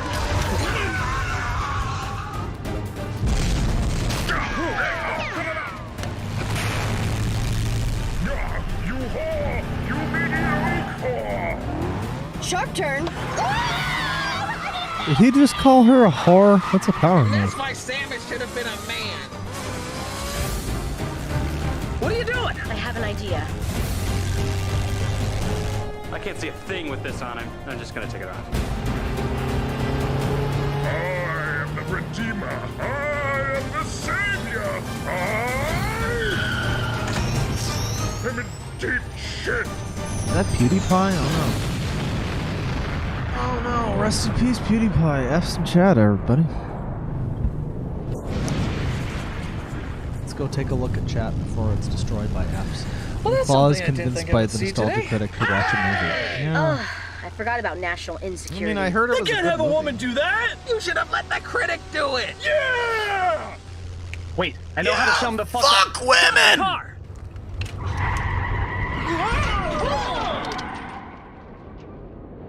Everybody out! Go out there. What? Trust me, they're meninists. Just go out there. Is this really what this whole fucking video has been like leading to? Meninists versus like... Meninists wasn't even a thing! That was a meme! It was a joke! It was a fucking joke! It was an ironic, fucking post-ironic, semi-super ironic meme from like the hipster culture. It was not a fucking real thing. There was not actually a group of meninists running around. Like, holy shit, dude. Okay, honestly, if they had just said MGTOWs or incels or something, it would have still been like low-hanging, obvious joke fruit. It wouldn't have been funny. but at least it wouldn't have been completely stupid and inaccurate. Meninists was literally like a fucking joke from some Twitter account that wanted to sell some shirts or something. Jesus Christ. But we're gonna show them. Yeah. Fuck women. We gotta have some Wait, you have actually talked to a woman before, right? See, the joke is they hate women because they've never talked to a woman before. The joke is they don't like women because they've never talked to a One woman. more time, I was gonna shoot my balls off. There's definitely no chance that anybody could hate women based on their actual experiences with women. No, there's no chance of that. Thank God you stopped. We really needed a pee break. Hey, look, Dibblebone's Stop. on I'm sorry, her I'm side. joking. I don't hate women. I just hate specific women. And you Just like anybody else, If you're it's the fine. future what being a man is, slap a fucking vagina on me. I'm not trying to be a bad. Hey, loud noises! Hey, it's funny because I'm screaming! Hey, it's funny because loud! Hey! Ass like her than whiny little bitches like you! Hey, here's a thought. If you have to complain about how someone's stealing your manhood, chances are you never had your manhood to begin with! What are you, 5? You're afraid you're gonna get cooties?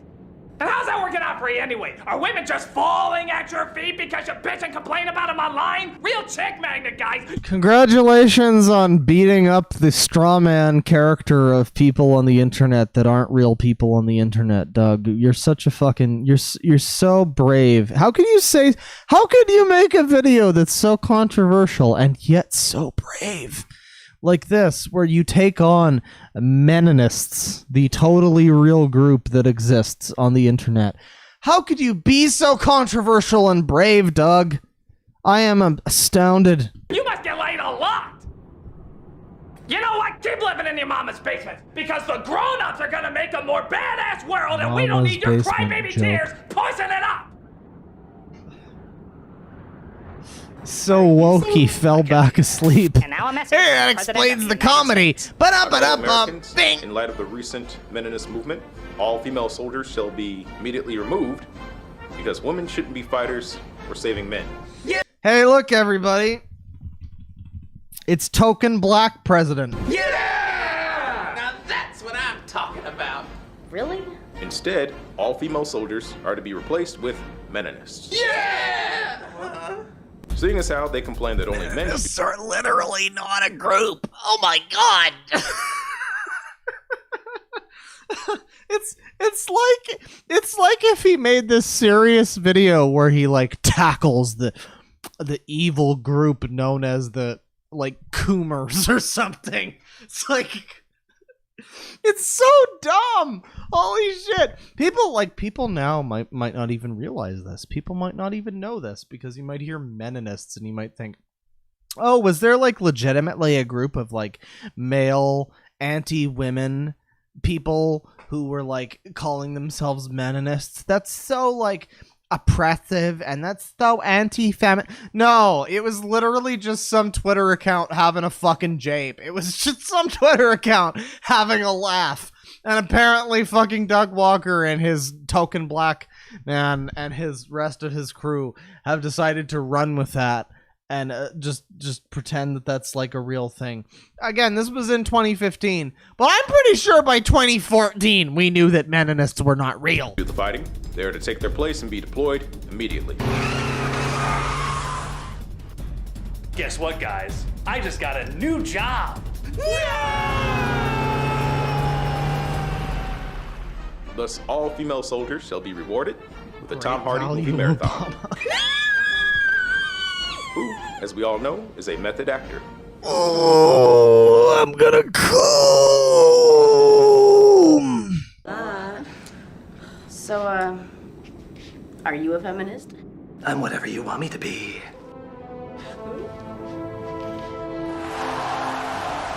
No, baby, I'm not a feminist, and that's why you love me. I mean, what? Sorry. More It's drinking. over. More drinking. Everyone's cheering because we destroyed Impractical Joe and all is right in the world. Wait, that's it? He didn't have any followers or anything like that? It's kind of like the Death Star. Once it's gone, you don't really question the logistics of it. Yeah, that's right. Well, I've learned what a phenomenal film Fury Road truly is, and that it has earned its place rightfully in film history. Yeah, dude, I sure learned a lot from your fucking review of this movie where you didn't review the movie and instead reviewed your fantasy version of the movie filled with fucking Menonists, apparently. What was even the point of this fucking review? It's like he very casually, like, flippantly goes like, oh yeah, I guess this movie's good, but the whole fucking review was him, like, fighting these fucking straw man fake Twitter accounts that aren't real. What was the point of this fucking review?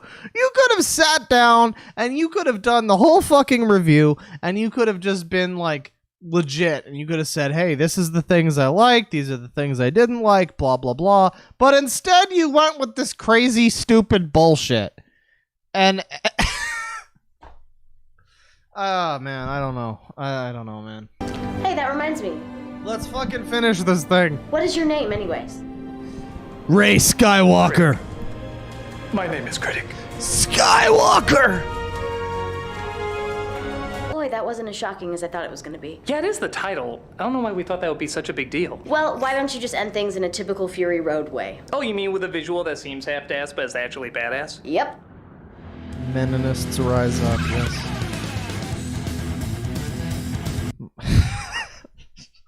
Okay, is this video still gonna go out now? There's some more like brand deals or whatever. I think we're done for the stream, but I just wanted to point out, fancy cakes with $2, my panties are off for Doug. Vomit. Yeah, I think that's the real thing. That's the thing I have not mentioned in this whole time, is that obviously he wants the good boy points of shitting on Menonists who aren't real, like, people and don't actually exist, but there's always that ever-present creepy male feminist thing where it's like, yeah, guys, I'm also a feminist like you. I also support women's rights. I really support women's rights, guys. Send me titties, you fucking whores. It's like... there's that ever-present male feminist thing where it's just like, somebody please validate my supreme love and adoration of women. I promise, I promise they're like goddesses to me. I have never objectified a woman once in my life. It's fuck you. Fuck you. If that's the only fucking card you got in your deck, bitch, you fucking... Okay, well, anyways, that was the stream. That was a pretty drunk stream talking about some Nostalgia Critic. I don't know. I saw some people in my Discord talking about the Rise of Skywalker review. They showed some pictures of Eric Butts and the fucking annoying orange segment. And I was just like, hey, you know what? I kind of feel like doing a stream. I don't feel like finding a bunch of stupid shit to make fun of. Let's just find Nostalgia Critic. It's fine. And so we did a Nostalgia Critic stream. And you know what? I think this has been a pretty fun stream so far.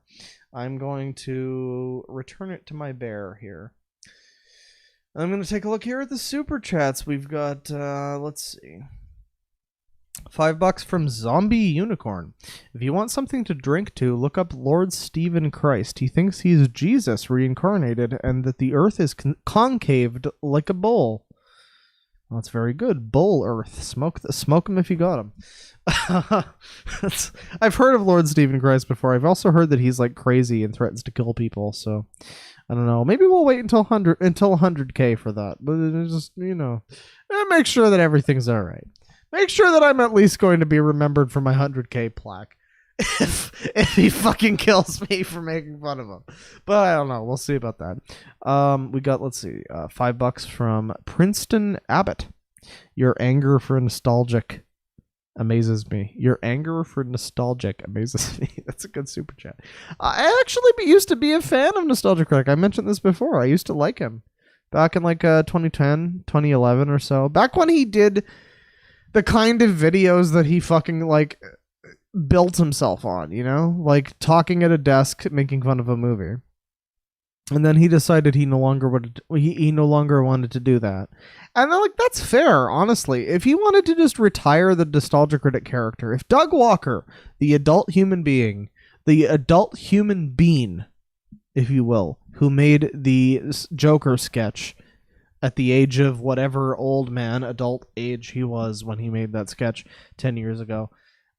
if he decided that he wanted to end Nostalgia Critic and just like focus on his comedy sketches and his whatever else that he wanted to make, that would be really fine, honestly. Like, okay, it might be kind of cringy. Maybe his comedy's not for me, but like he's doing what he wants, right?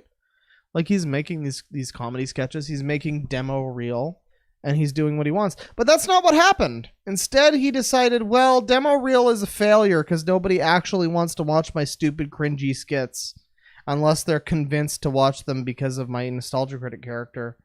So he just like started doing like these, he just started integrating demo reel into his Nostalgia Critic thing instead, and it was just, it just didn't work. It just didn't work.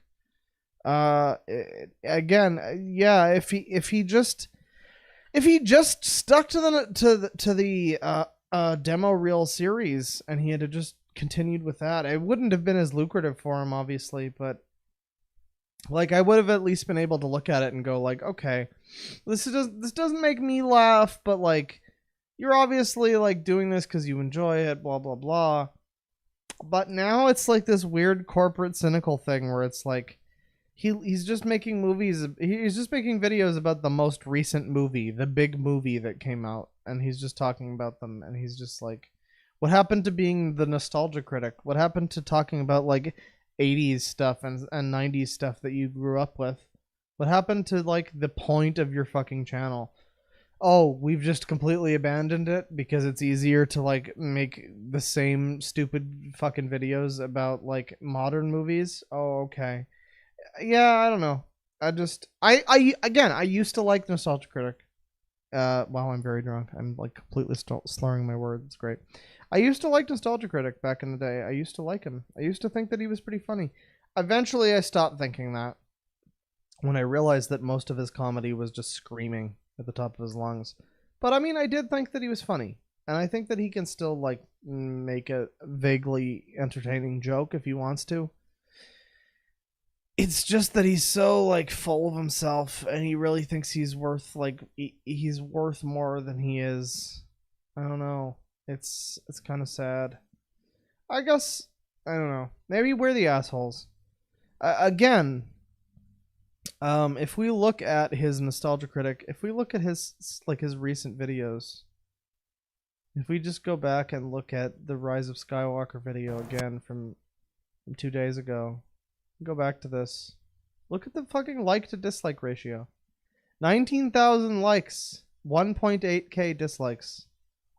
Most people like this. And again, okay, the Rise of Skywalker video is mostly low-hanging fruit. It's mostly like, you know, it's mostly stuff that everybody else has said about the movies. So it's like not all that controversial or whatever to say it now. But like, oh, well, this plot point doesn't make a lot of sense. This is stupid, blah, blah, blah. But I don't know. People still seem to watch them. I just don't get it. I don't get what... You know, hang on. Before... This episode brought to you by HelloFresh. Shut the fuck up. Shut the fuck up, Doug. Before we end the stream, I need to look at what his comment section is like. Who are you? I'm Finn. Finn who? Finn Windu, motherfucker. So this guy assumes that the one black character in this movie is like related to the other one black character from the other movie. That's cool. That's cool. That's certainly a comment that I could expect to fall in line with the kind of retards that would make a fucking entire 30-minute skit about Menonists. Just completely socially aware idiots that try to be like woke and don't realize how fucking like racist and actually not cool they're being. Who the hell slept with him? The dark side is a path to many abilities some consider erotic. Is that funny? Am I laughing at this? I'm not. These are all like quotes. Rey calling herself Palpatine would have actually been really powerful to show that bloodlines don't matter. She could have claimed the name to start a new line of Palpatines. Yes, I agree with this. This is true. Princess Pony Lover. Oh my god, I just agreed with a comment on a Nostalgia Critic from somebody named Princess Pony Lover. Oh my god! I need the fucking hazmat team. I need the fucking, like, I need the fucking like serious deep fucking I need the fucking shower that rinses you of your toxins and your biohazardous materials. Holy shit, I feel dirty. Okay. We are done with the comment section. We're done with that. Let's go back to the super chats here. We've got a couple here. Once again, Fancy Cakes, $2. My panties are off for Doug. Vomit. And that's how I feel pretty much the whole stream. So thank you for putting that to words. $1.99 from Justin Blood. I'd smash that sexy, thick Tamara Chambers. Is that the girl that plays every character in his skits? Yeah, she's pretty hot. I'm not gonna lie. I'm into that. And we got $5 from Milady Class. Claw, will you ever do a stream where you look into country humans? If you don't know what that is, PK Russell did some pretty good videos on it. Isn't PK Russell a furry? Like a bit of a weirdo? I don't know. I'm sorry. I don't mean to start drama on YouTube, but yeah, I've heard of that. I think you mentioned that before, and I looked into it. And it actually just reminds me of an old friend of mine that we used to call Poland Ball. We called him Poland Ball because his name and avatar was a Poland Ball. I don't even think he's from Poland. I don't even think that's his nationality, but we called him Poland. And so every time I look at country humans, I just think of that. But yeah, maybe sometime. It's kind of interesting stuff. I might be looking at Gotcha Life sometime soon. So that's gonna be fucking exciting trash. That's gonna be garbage. Also, I'd like to mention before I end the stream that I have been editing down.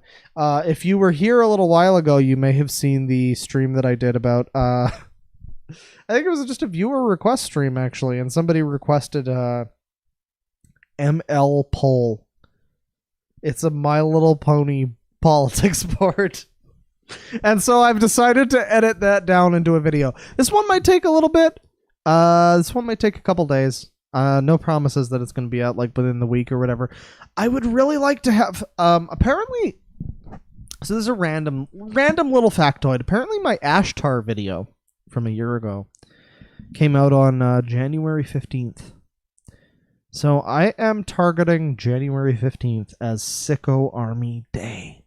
This is the day when the Sicko Army was officially inaugurated into YouTube fame or whatever it is. I don't know. But this January 15th, that was the day that I uploaded the Ashtar video, that I started to get a little more serious. Because I had a couple videos before the Ashtar one. I had one about Castlevania and Smash Brothers and a couple of other like gaming things. But yeah, after like marathoning some like Miles Power and Jeff Holiday and a bunch of other people too, I kind of got this idea in my head of we're going to do YouTube videos and we're going to do weird, interesting shit. And so I did my first video on Ashtar, which I've mentioned this before. I was watching Mudahar, the Some Ordinary Gamers deep web browsing series. And one of his videos, and I don't remember exactly which one, but one of his videos, he found the Ashtar website, and it was really cool. It was this weird, stupid, fucking rainbowy vomit website. It was disgusting.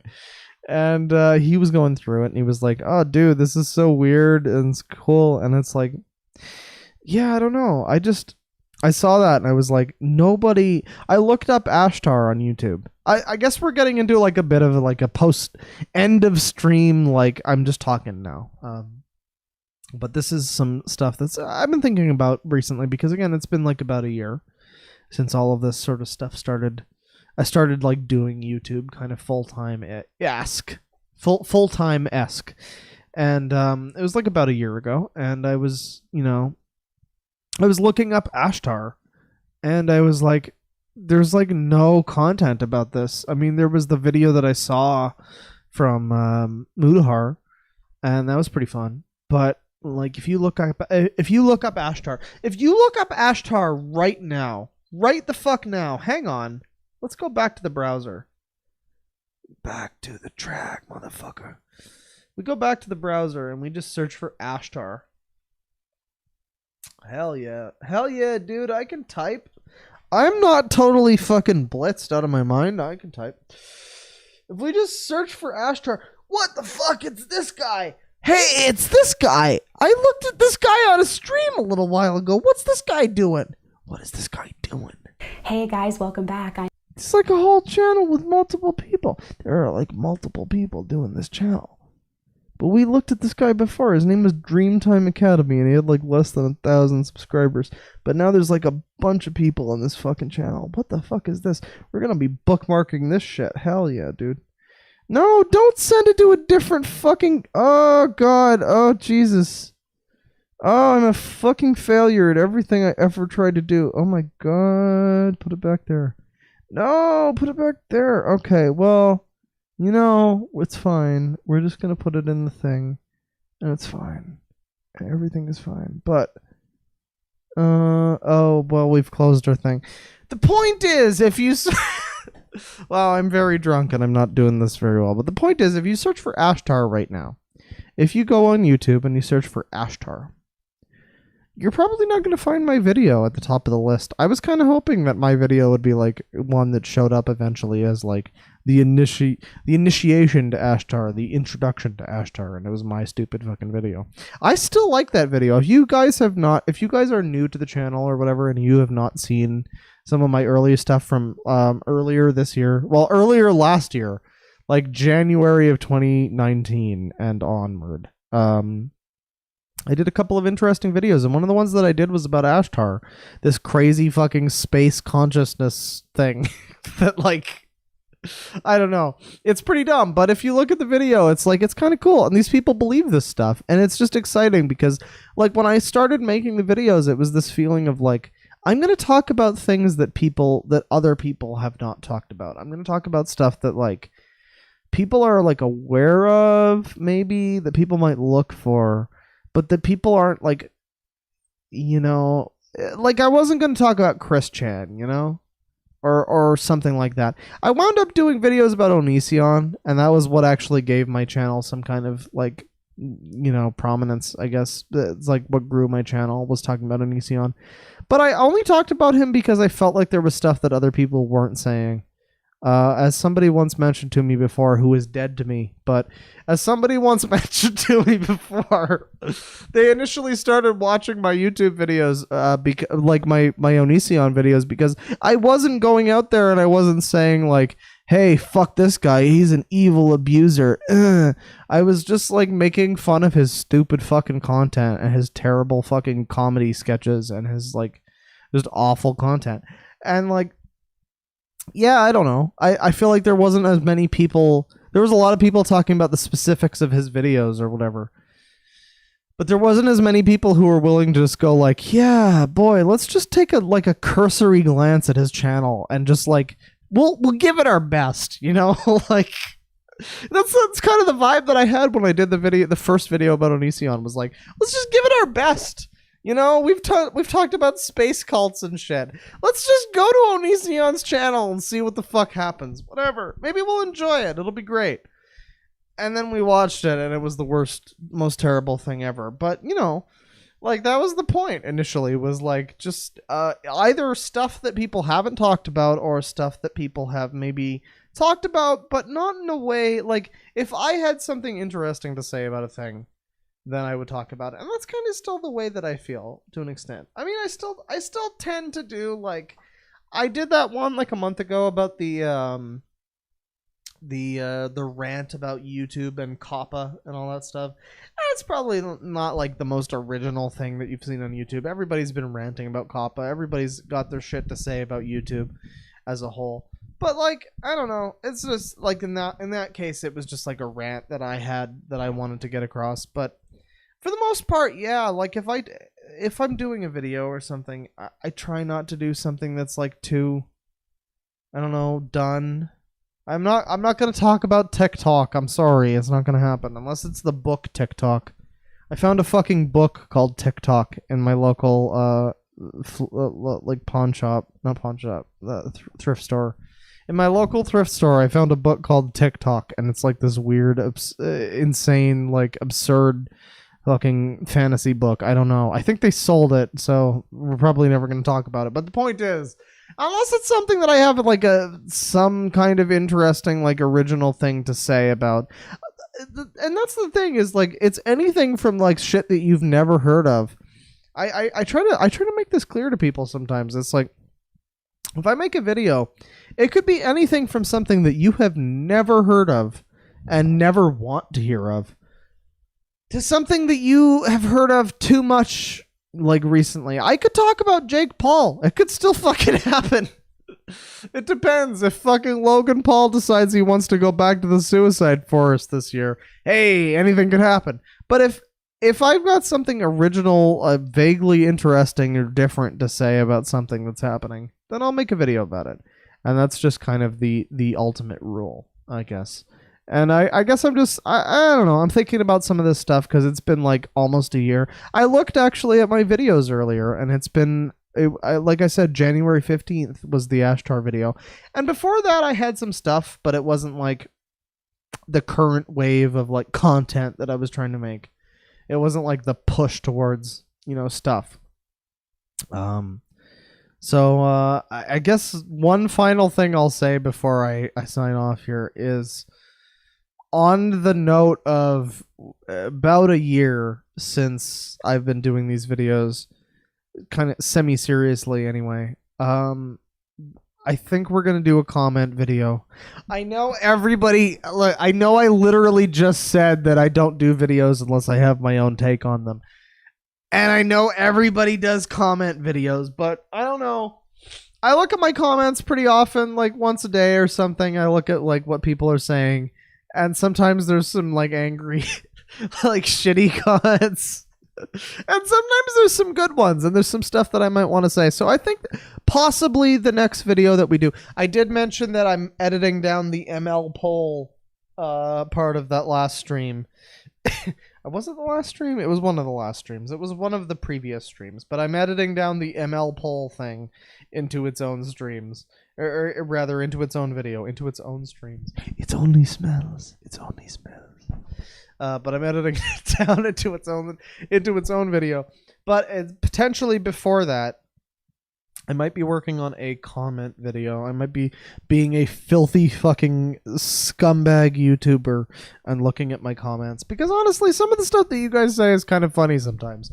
It's gonna be like partially me shitting on people who are like mad bitches, but it's also gonna be a little bit of me like just promoting, like, hey, this comment made me laugh, here's a good comment.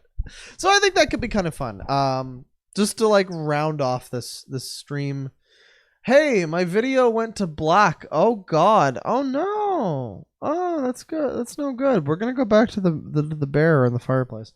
But just to round off this stream while I'm very drunk and before I go and order my food, I just wanted to say, yes, we might be doing a comment video soon. I think I'm gonna record that probably tomorrow morning or something. And yeah, by the way, we are going to be continuing the whole face thing on the channel. I don't know how many people are into that. I've seen more support than otherwise. I've seen a couple of people who haven't been into it. So one person said, like, very kind of respectfully, they said, like, I don't think I wanted to see a face reveal on the channel. And I think I can get where you're coming from. Before that, it wasn't like my face. It was different from other YouTubers, I guess. I had a different like style to an extent. But now I'm doing the face thing, and I don't know. I kind of like it. I kind of enjoy it. It's kind of something I've wanted to do for a while on YouTube, and I feel like I can do it now, and I can be like somewhat less like self-conscious about how I look or how I sound or whatever. Some people have pointed out that when I talk, and I'm literally doing this right now, I have to say I have not opened my eyes in the past 2 minutes or more. But some people have pointed out that when I talk, I squint a lot, or I close my eyes, and I'm like talking, and I'm just like ranting with my eyes closed. You have to understand, while I'm going off on this whole entire diatribe, I'm just like, my eyes are fucking closed. I'm like all over the room, dude. I'm just like everywhere. I'm looking everywhere and nowhere all at the same time. It is futuristic. But yeah, it's like...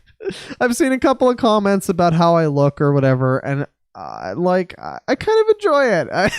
I like the comments about how I look like an asshole. I like the nice comments. They kind of balance each other out, you know? It's been mostly support, though. So, yeah, I'm going to probably continue doing the face thing. I think for the comment video, it's probably going to have my face in it a fair bit. For the ML poll video that I mentioned, probably not at all. Because it's just going to be edited down from a stream.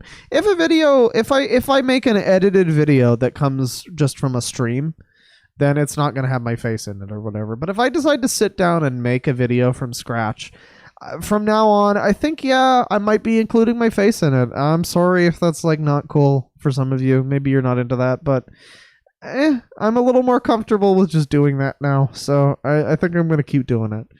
Man, this stream has gone on way too long. I am sorry. This just keeps going because I'm like talking.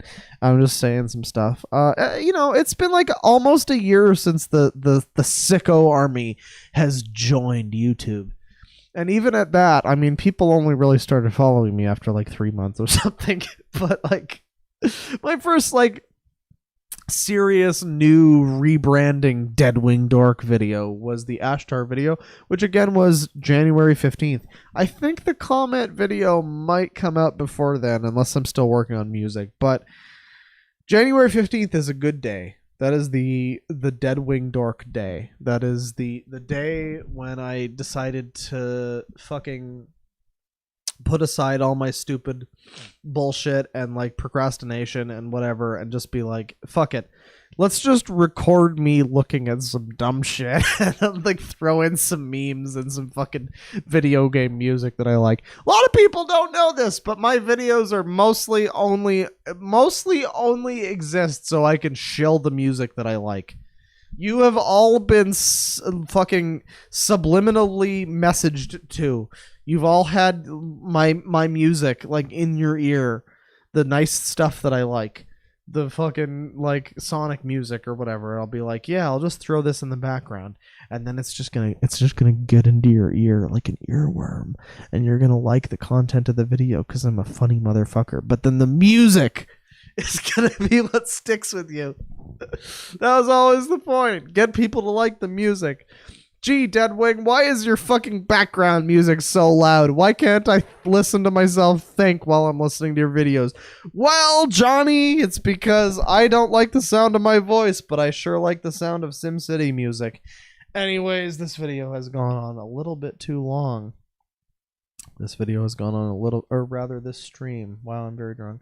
This stream has gone on a little bit too long. I'm going to read the last few super chats here, and I think I'm going to round this down and order some fucking mama burgers or something from A&W, like a goddamn man. Let's see, what do we got here? $5 from Milady Class. Did you ever see the picture of Rainbow Dash in a concentration camp? Yes, that is a real image from DeviantArt. I have not seen that picture, Milady Class, but I have seen, I don't know, do I have them in my intro for my streams? All of those weird pictures from the DeviantArt accounts that are like, well, I photoshopped Twilight Sparkle into this picture of children dying in Vietnam because I feel like it helps me to emotionally connect to them or something. It was some dumb shit from like 10 years ago or some man, all of my fucking pony hatred was like so long ago. It almost feels like it's like a foregone. It almost feels like it's gone in my lexicon, my hatred of My Little Pony people. But I still hate My Little Pony people, god damn it. And if you show me a fucking picture of what the fuck were we talking about? Oh yeah, Rainbow Dash in a concentration camp. I have not seen that one, but I did see a lot of weird shit on DeviantArt of like a pony drinking from a ponies only fountain next to like a whites only fountain. It's like, thanks guys. Now that my little Rainbow Dash is involved in this racial struggle, I can truly understand the plight of the black man. Thank you guys. Let's see here. $2 from Fancy Cakes. The Smurf fan fiction made me sub to you. Oh God. Oh, I'm so sorry. I'm so sorry about that. I gotta say though, the Smurf thing, like that was one of those like judgment calls that I made, where I made that. I did that stream, and if I remember correctly, the stream was like, it was like the Juggalo forum, the ice chewing forum, both of which became their own pretty successful videos, and then the like anti-vax mom forum. And then after that, it was the Smurf thing, and we read the Smurf thing for like an hour and a half. And I remember it was like this judgment call that I made where I was like, do I want to edit this down? Do I want to like do a video about the Smurf thing? Does the Smurf thing deserve a video? Wow, I'm coughing. But the ultimate answer to that question of my own was, honestly, we need all the context. We need every second. We need all of my reactions. We need the whole thing. And so I was just like, you know what? Full fucking Smurf story, unedited. We just need the whole thing.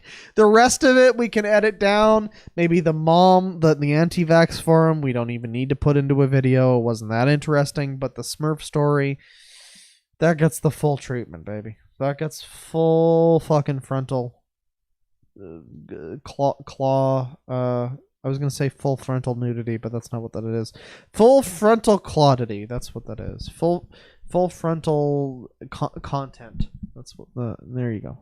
And finally, $5 from my lady class. Once again, some weird stuff is going down in the chat. I'm not going to comment on it any more than this because I have no opinion one way or the other. Oh boy, what's happening?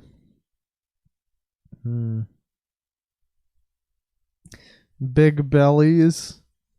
What's your cutie mark, Deadwing Daddy Claw? Every pony wants to know. Oh no! I know we've officially gone too long with the stream, ladies and gentlemen.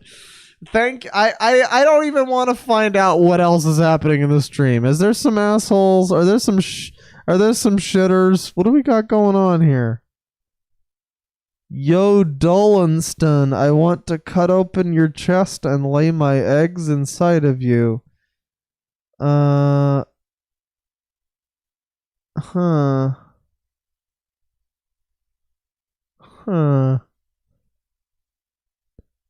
Your first video shows you and your music site shows your face.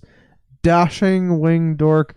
Oh, are we hitting on me now? Oh, is this what's happening? I like your face. Okay, no, I'm good on this. Thank you. Thank you. But anyways, yes. Thank you, ladies and gentlemen, for stopping by the stream. I hope you had a good time. Totally not bullying Nostalgia Critic. Honestly, it really wasn't that much of a bully stream. We critiqued his videos. We called him not the greatest of content creators. I'm not saying anything about Doug Walker, the human being. I'm sure he's a fine guy. I'm sure he goes home at the end of the day and hugs his wife and wife's husband and his kids. And, you know, he has a fine time. I'm sure he's a lovely individual. So we haven't been mocking him exactly. We've been making some jokes about his content, which I think is fully fair use. And honestly, Doug Walker, if you try to fucking take me down for this shit, I swear to God, that's going to be the most ironic thing. Holy shit, dude. Try me. Fucking try me. But actually don't try me, because you know what? That's the end of the stream. We're done. Thank you, ladies and gentlemen, for watching the stream once again. And I'm going to end things on, once again, this is a song that I played at the start of the stream, but I'm actually going to end it on the stream too, because this is a song that I just finished today. I might work on it a little bit more. It's a pretty short song. It's a good little outro song. And I might work on it a little bit more, add a couple more effects or whatever, but I think the overall composition is done. And by composition, I mean throwing together of samples from other media that already exists. I'm taking Nobuo Uematsu's lovely theme from Final Fantasy IX, and I'm just stealing it unceremoniously. I'm just wholesale stealing it, and I'm just throwing it into this new song in a new context. Anyways, thank you, ladies and gentlemen, for watching, and enjoy the song, I guess.